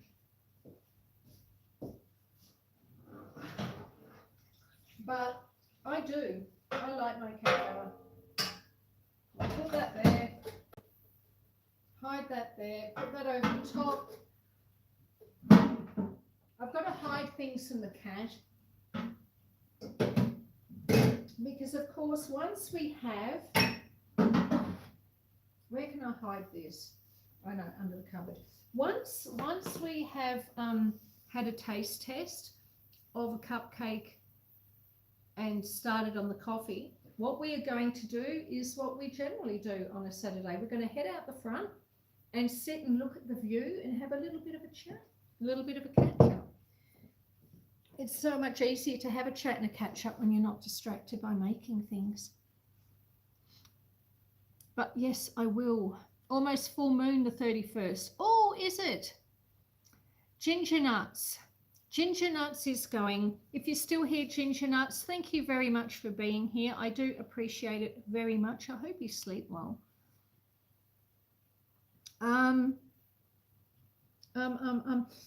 Look, you probably answered it, but I've been sort of slightly distracted. What did you think of the idea of going through my mother and my grandmother's? I've got a cookbook from each of my grandmothers, but going through some of the old recipes and having a bit of an experiment with them and trying them.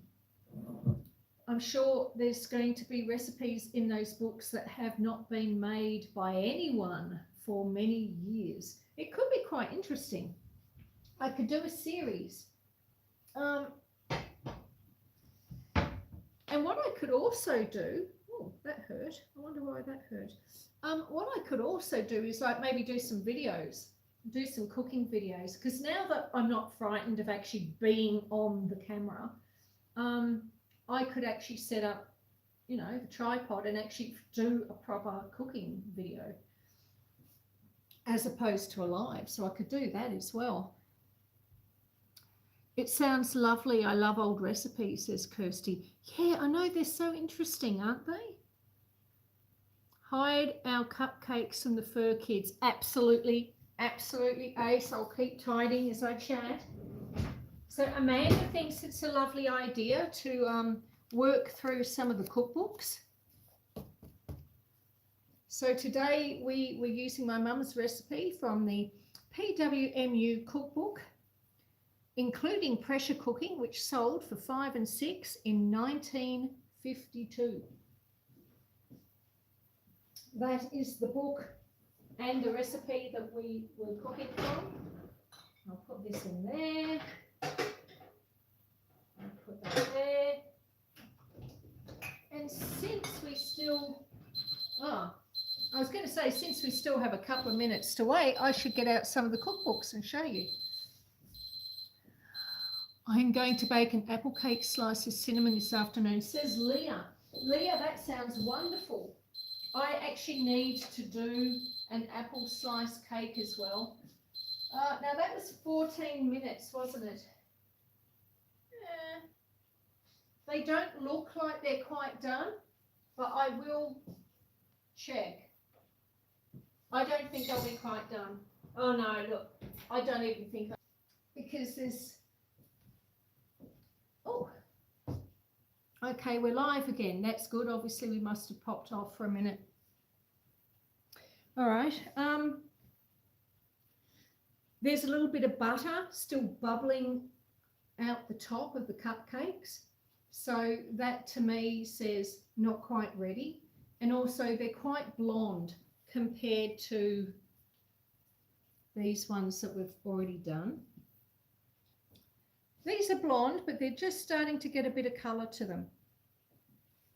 So once we get these out of the oven, I will take you all out the front, and I've done it again. All right. Well, it's 1 minute since the timer went off.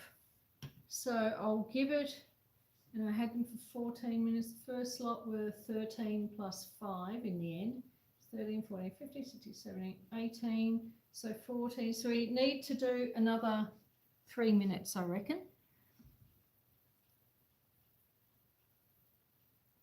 Yes, I do a lovely apple slice. I haven't done it for a while though, but I've got some apples,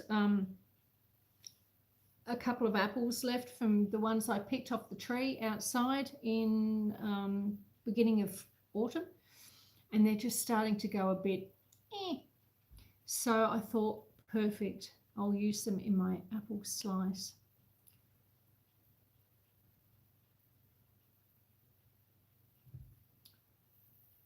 Oh, the book. Ace, are you talking to Joy, or do you mean the PWMU book? Now let me just grab a couple more cookbooks here. So we've got that one, and then we've got, and this one. Oh my goodness me. All right, out you come. I did notice going through my books that my mother had a lot of Christmas cake recipes marked. So we've got the Macau Pines, which you're looking at backwards. Test kitchen recipes. Macau Pines are a flour manufacturer. Look at that. All books should be preserved. They should.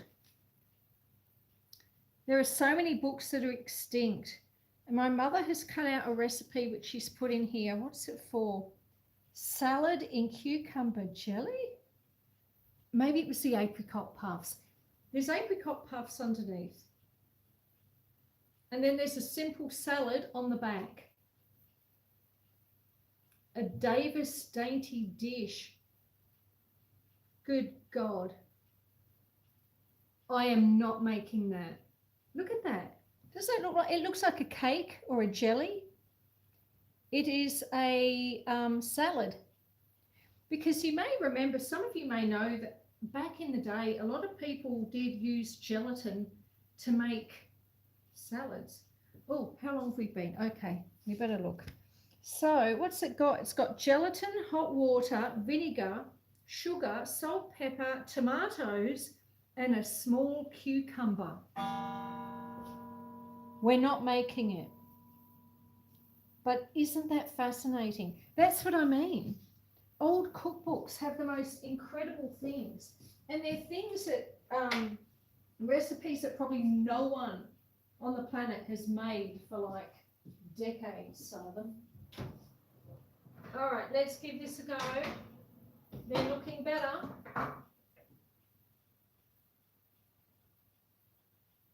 Clean. Clean.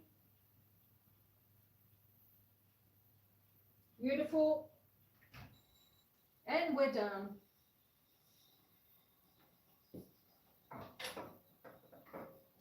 We are done. There's our remaining 4 cupcakes. There you go, you can see them a bit better.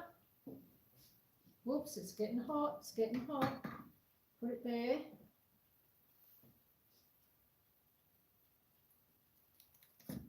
One. What's wrong, kitty? I hear the kitty. But you know what that means?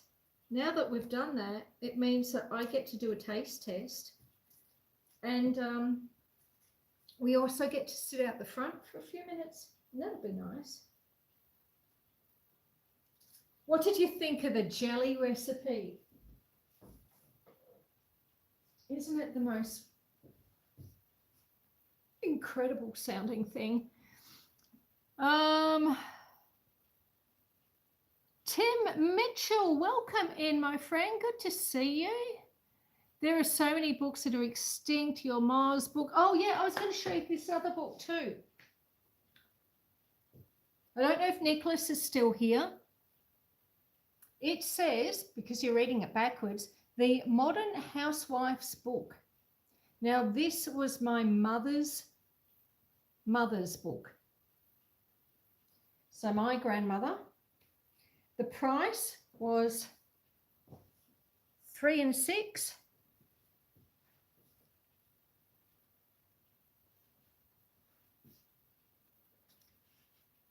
This book is from 1938. And she sent it, my grandmother sent it to Australia to my mother.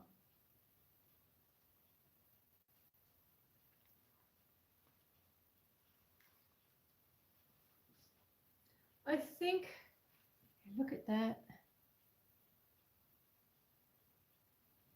Hey, Chef Civvy, how are you, my love? Good to see you. We've been making cupcakes, Chef Civvy, making the most of vegetables. Look at the old photos.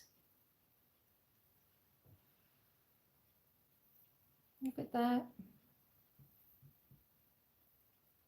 Making the most of vegetables. So tomorrow, well, today in Australia, Chef Civvy, it is the 30th of May, and tomorrow would have been my mother's birthday. And so in honour of her birthday, I decided to make some cupcakes that my mother used to make quite regularly from the PWMU cookery book from 1952. And we've just taken them out of the oven. So I've got 16 here. The recipe, I will be putting the recipe for anyone who is interested in the description, but it ended up being 340 grams of plain flour, 170 grams of caster sugar, 170 grams of butter, 3 eggs, 1 teaspoon cream of tartar, and half a teaspoon of bicarbonate of soda, and 140 ml of milk. So I think in here, in the old book, it was talking about a gill. Don't even know if I can find it again now.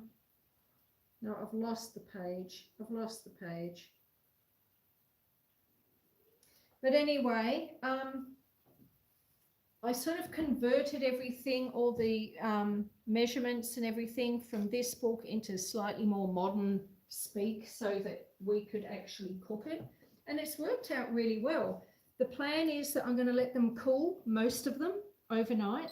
And then tomorrow, when it's actually her birthday, we're going to decorate them and eat. But I am going to test one now, even though it is undecorated. And tomorrow we're going to be going through my mother's old photo albums and things as well. So that will be really interesting, looking at some photos from when she was a child and a young adult, all black and white photos and so forth. So it should be a very good day, and probably a bit of an emotional day too, I must say. But let us try one of these cupcakes. Now you've got to remember, these weren't like a special cupcake. This isn't necessarily a vanilla cake, it was a butter cake. And 170 grams of butter is a lot of butter.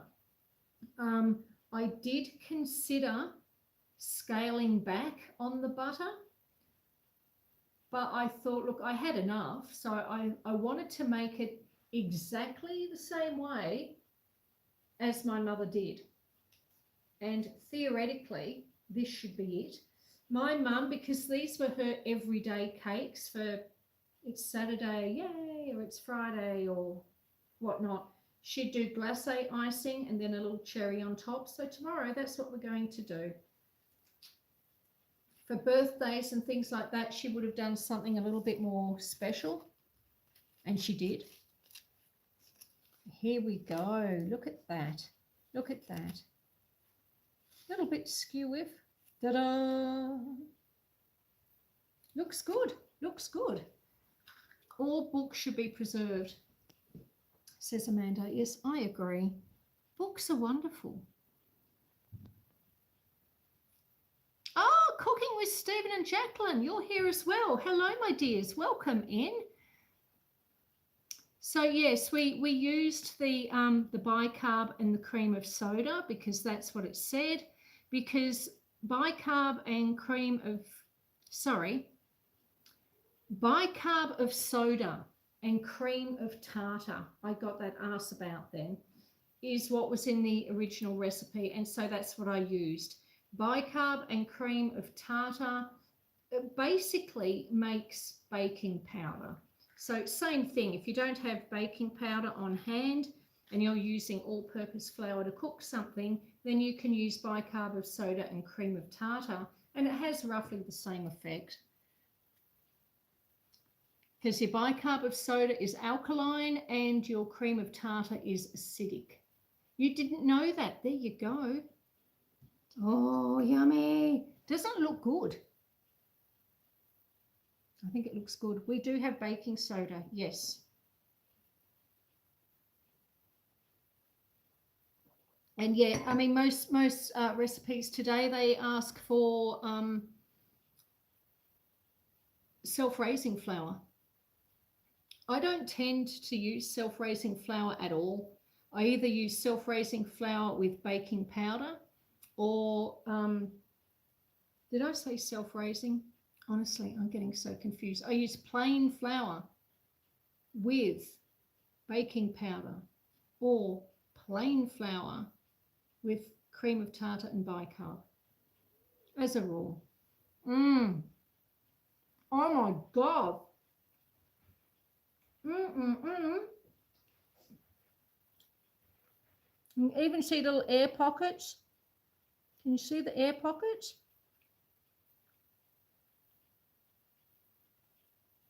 Incredible. Oh my God, it's incredible. It's just ever so slightly crunchy. Like when you first crack, the first bite, you get this tiny little crack. And you can hear it and you can feel it on your teeth. And then your taste buds, you get the cake. Oh my God, it's so buttery. Cooking with Stephen and Jacqueline says, my mum and grandma were the bakers in the family. Tim Mitchell says, come along, Emily, take notes like the rest of us. Yeah, I'm thinking I'm going to do a cooking series. I'm going to go through some of my mum and my grandmother's really old cookbooks and experiment with some of the recipes. I'm not doing that salad gelatin thing that we just saw though. Absolutely not. Oh. You've got to have a test one. Look at the crumb and see the air pocket? Nice and fluffy. You can see. Wow. Absolutely amazing, folks. Absolutely amazing. Rubbing it in a little. I know. Well, look, I've got to. It's my mother's recipe from a 1952 cookbook. And honestly, I've been terrified about doing this. Well, I wanted to do it, clearly. But I really wasn't sure how it would turn out. Really wasn't.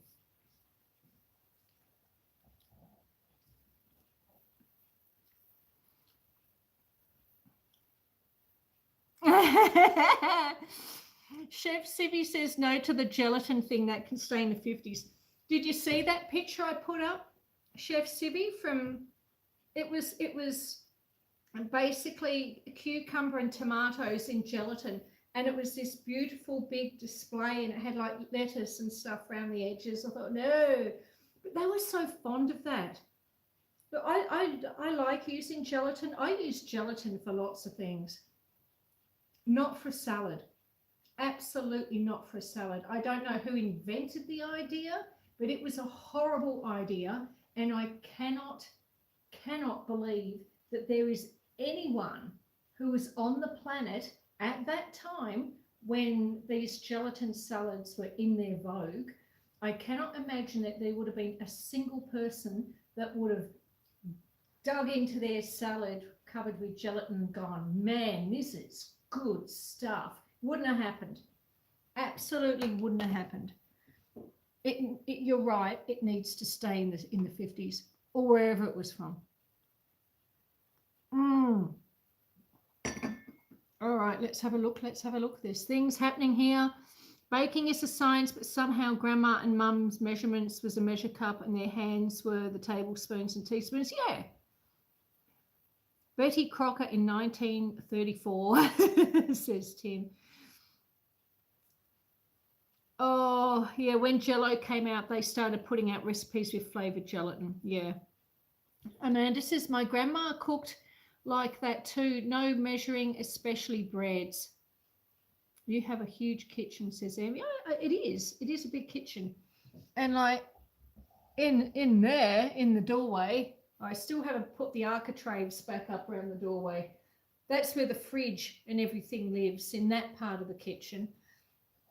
There's a little wine rack and there's a fridge and it works. So it is a big kitchen. I'm very blessed to have it. Let's keep eating this cake.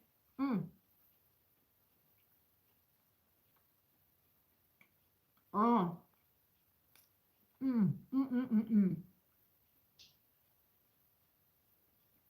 Brooke Trout is back. Welcome back, Brooke.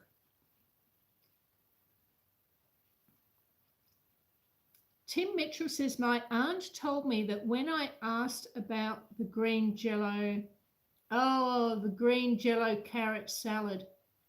Oh, it sounds wonderful, Tim. All right, well, this is good, but I need to hide these. Where am I going to hide them?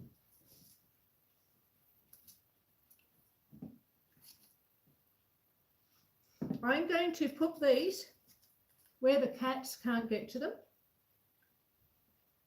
And then I think we should head outside and take in the view. So just give me a moment.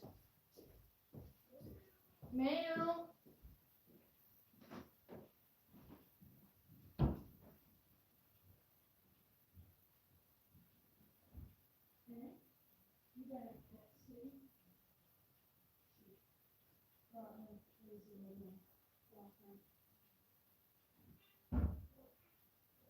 I'm going to head out the front and finish off my life. The kitchen isn't totally clean, but I'll do my best with it. All right, I'm coming back.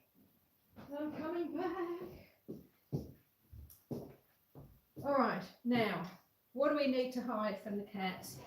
I'm just going to shove this in there, put that there, we'll grab those, turn that upside down. I didn't use it anyway. All right, are we ready to go outside?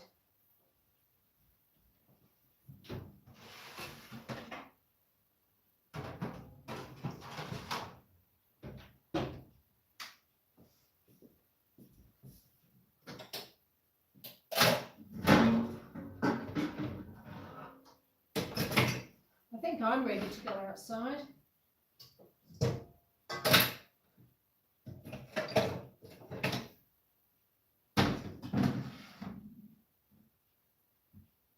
Okay. And then put that there, put that there. That goes over the top of the sink. And that way Pepper can't get into it. And now I think we're about ready to head out and see what the world looks like. Oh, hide them from the kitty, says Tim. Absolutely. Mm. Mm. Mm. Mm. All right, so don't mind me. Sitting here eating away. And the first thing we need to do, put the battery pack in my pocket. Oh, different pair of jeans. Smaller pocket. There we go. How am I going to carry everything?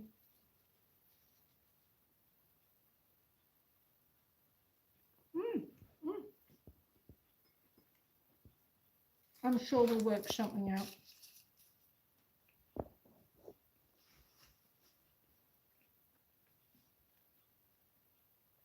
Well then, are we ready to go outside?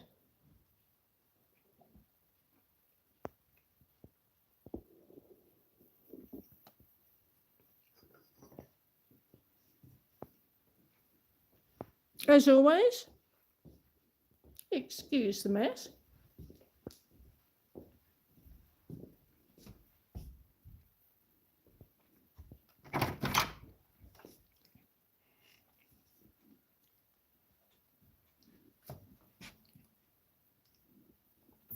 Get the door open. Oh.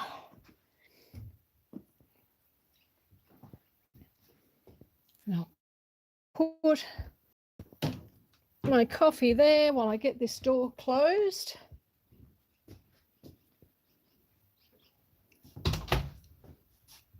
Pepper the cat is going to be incredibly upset with me for hiding those cupcakes from her.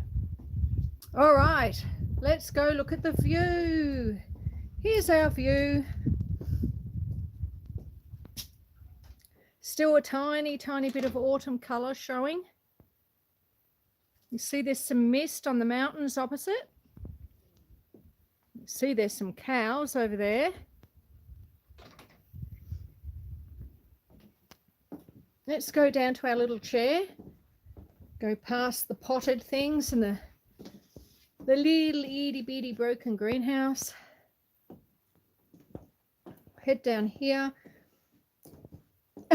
You are a big fan of Vegemite. I love Vegemite. You can talk with it. There's the cows. Yay, outside, that view. It's a lovely view to have from your front window. So this is like my front veranda. This is my front view. Have you not seen it before, Stephen and Jacqueline? Oh, let me put my cup down. We'll just go for it now. I didn't put the phone. Do they ever walk down to your house?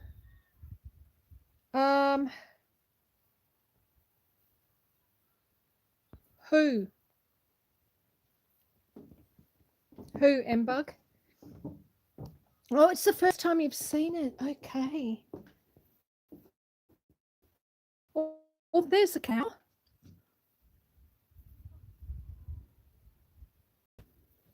Yeah, I haven't put my phone in data roaming.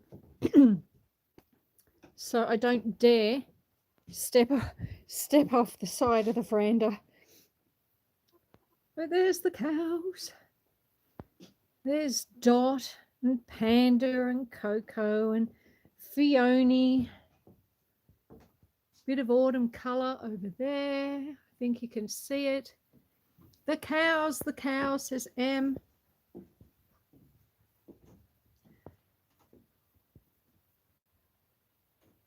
There's the weeping cherry you can see. It's almost lost all its leaves. Every day, of course, it loses a few more. And that big gold one, that is the silver birch. That's a liquid amber. That is a lemon cypress, and that is a blue. Oh, blue cypress? No, that's not it. Oh my goodness me! blue spruce. It's a blue spruce that I planted last year. No, earlier this year, in honor of my brother who passed away last year. So yeah, nice autumn color. There's the rest of the back garden.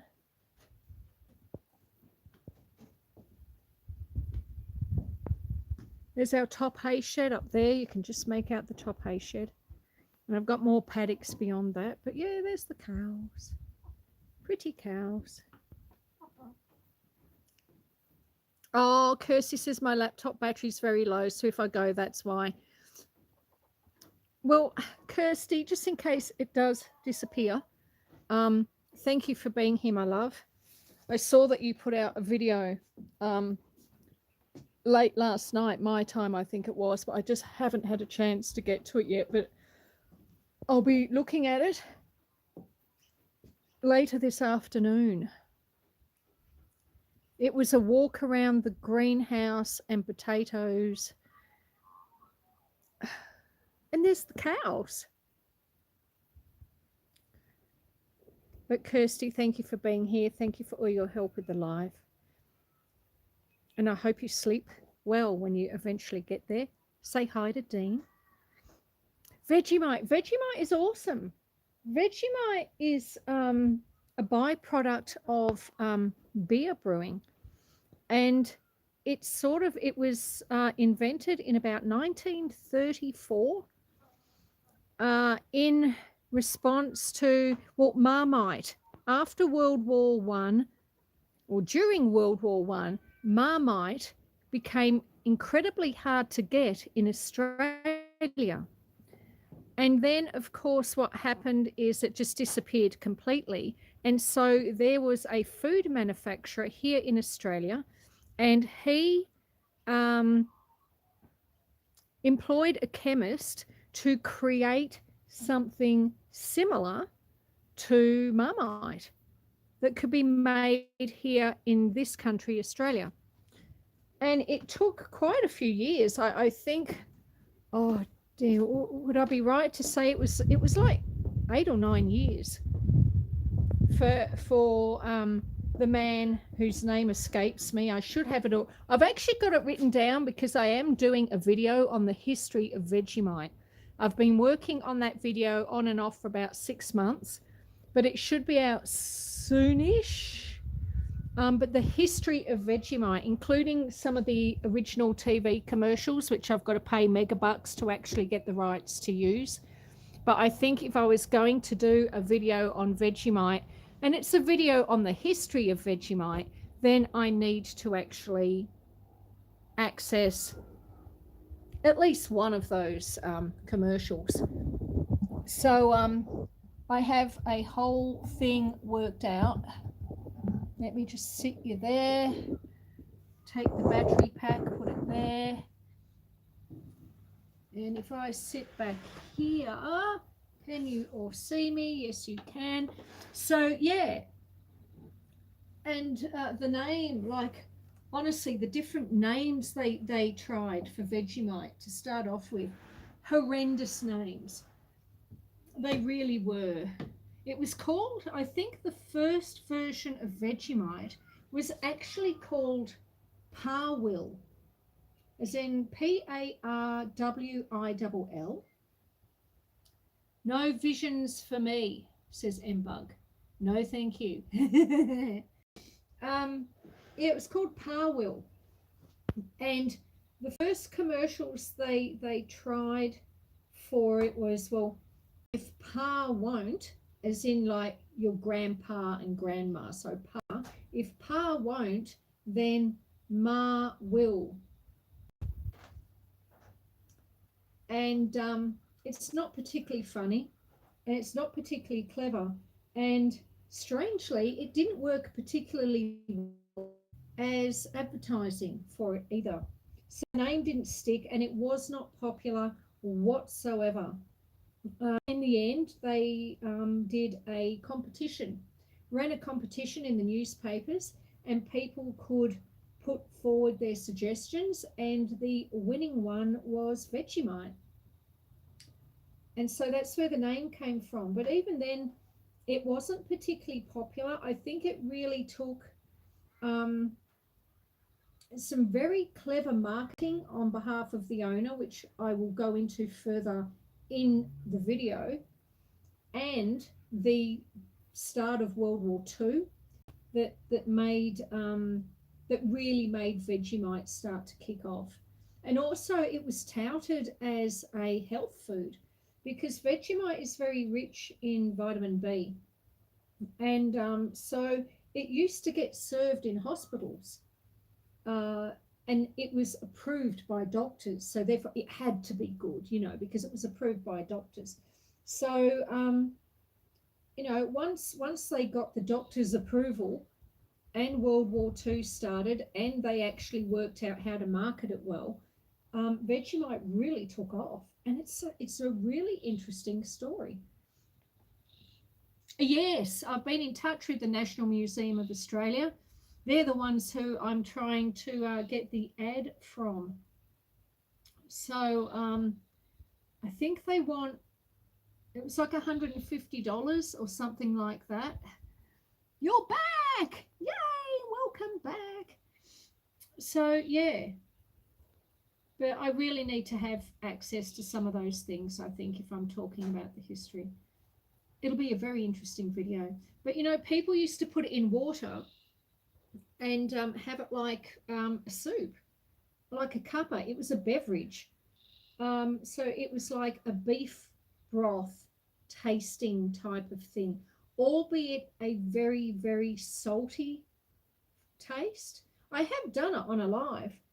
I think one of the very first kitchen lives I did might have been my very first around the kitchen table. I showed people the correct way to spread it on toast, and I also did it as a drink. But yeah, it was a very popular beverage. You just put like a teaspoon in hot water, stir it up, let your water cool a little bit, and you drink it. And everyone loved it. Everyone loved it. Poor sods. But there you go. And the other thing it's really, really good for is using it like almost like a stock cube. I have sometimes put a little bit of Vegemite if I'm making a meat pie or I'm doing a bolognese sauce, because it's got real depth of flavor and it's got that beefiness to it, you know. So if you don't have any beef stock cubes and you need beef stock cubes and you just happen to have a jar of Vegemite on hand, it does make a really interesting addition. You only use it sparingly. You don't need a lot because it is so incredibly salty. But it really adds something. Like, you don't eat your food and think, wow, this has got Vegemite in it, or at least you shouldn't. It shouldn't be like that. It's not supposed to be used in those sorts of quantities. It's just got to be enough that it adds something to the dish, but without knowing what it is that's adding something to the dish. Oh, yummy. It's 37 likes still. That's good to see. That's good to see. Thank you for the 37 likes.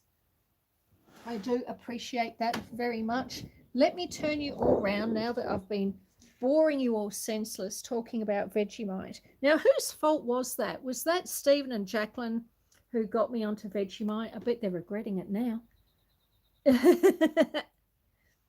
Vegemite ended up on the mystery wheel of misfortune about a year ago. Ah, yes. Nice to see what Saturday looks like on a Friday. It's 10 p.m. here on the islands.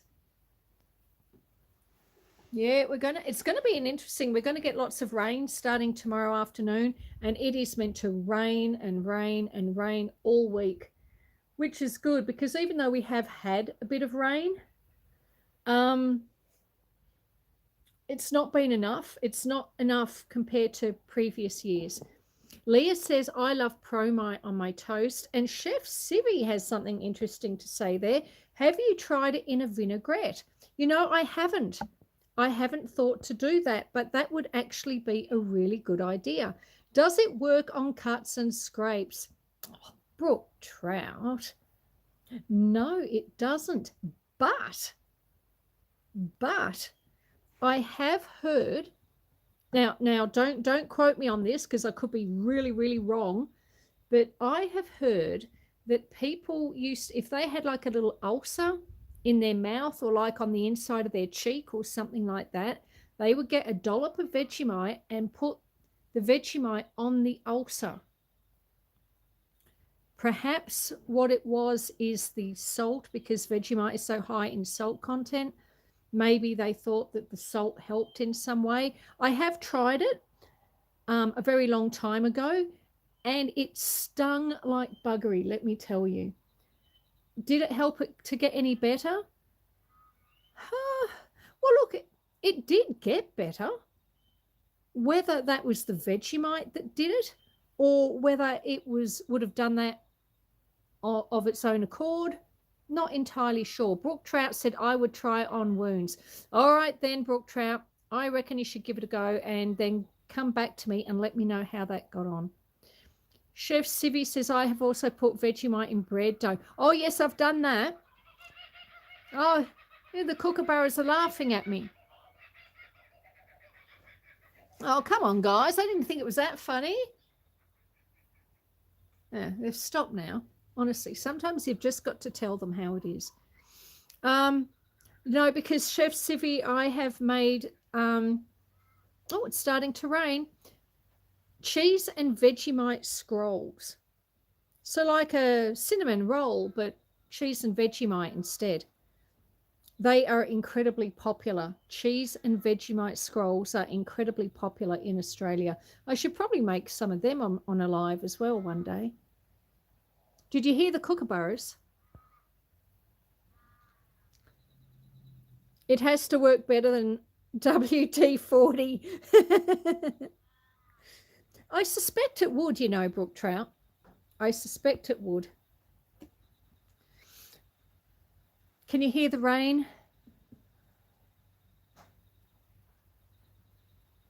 It's just starting. It's going to be very interesting next week because, of course, I do. Well, tomorrow I've got an extra live tomorrow, guys, because I'm actually decorating the cupcakes tomorrow. And then we're going to go through my mum's photo albums and read various stories that she wrote down for me.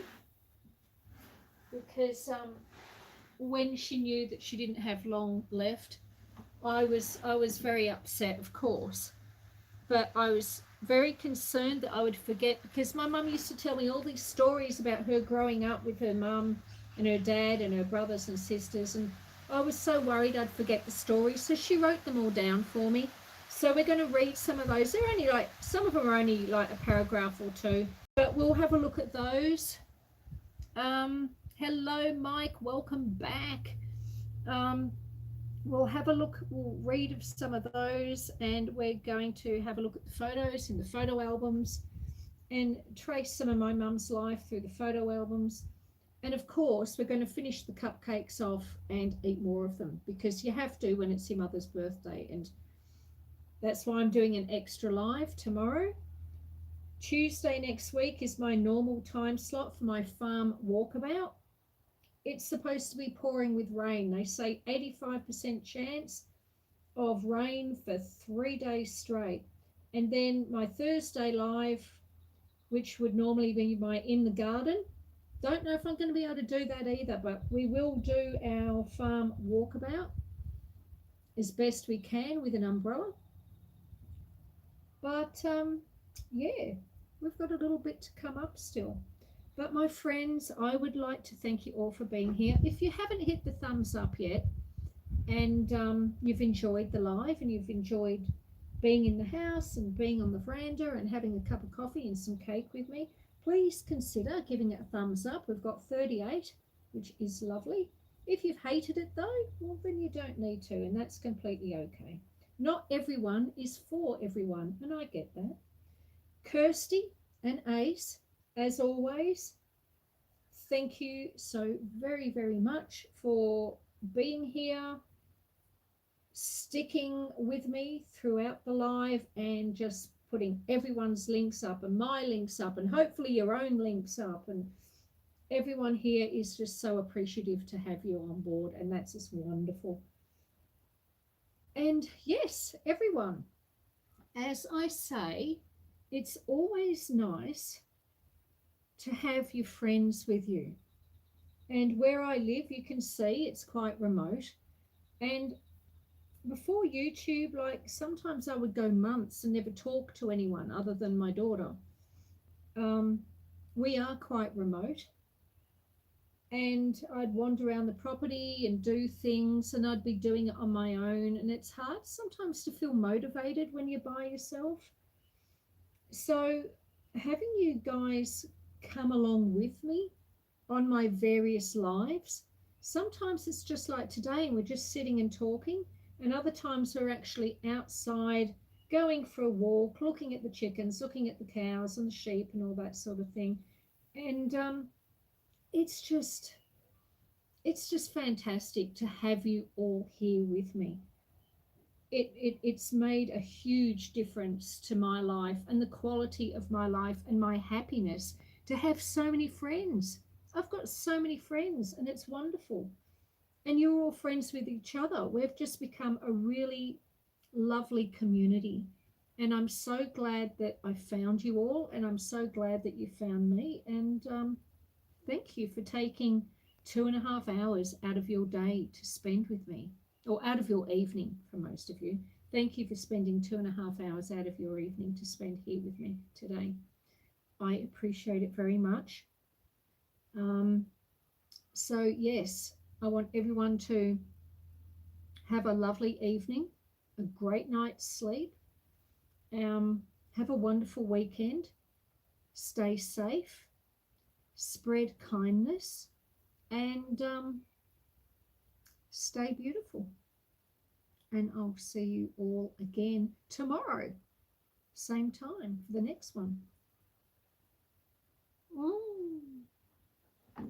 I'll see you all soon, my friends. I'll see you all soon. Mwah. Bye. Bye, everyone. I love you all. We'll see you next time.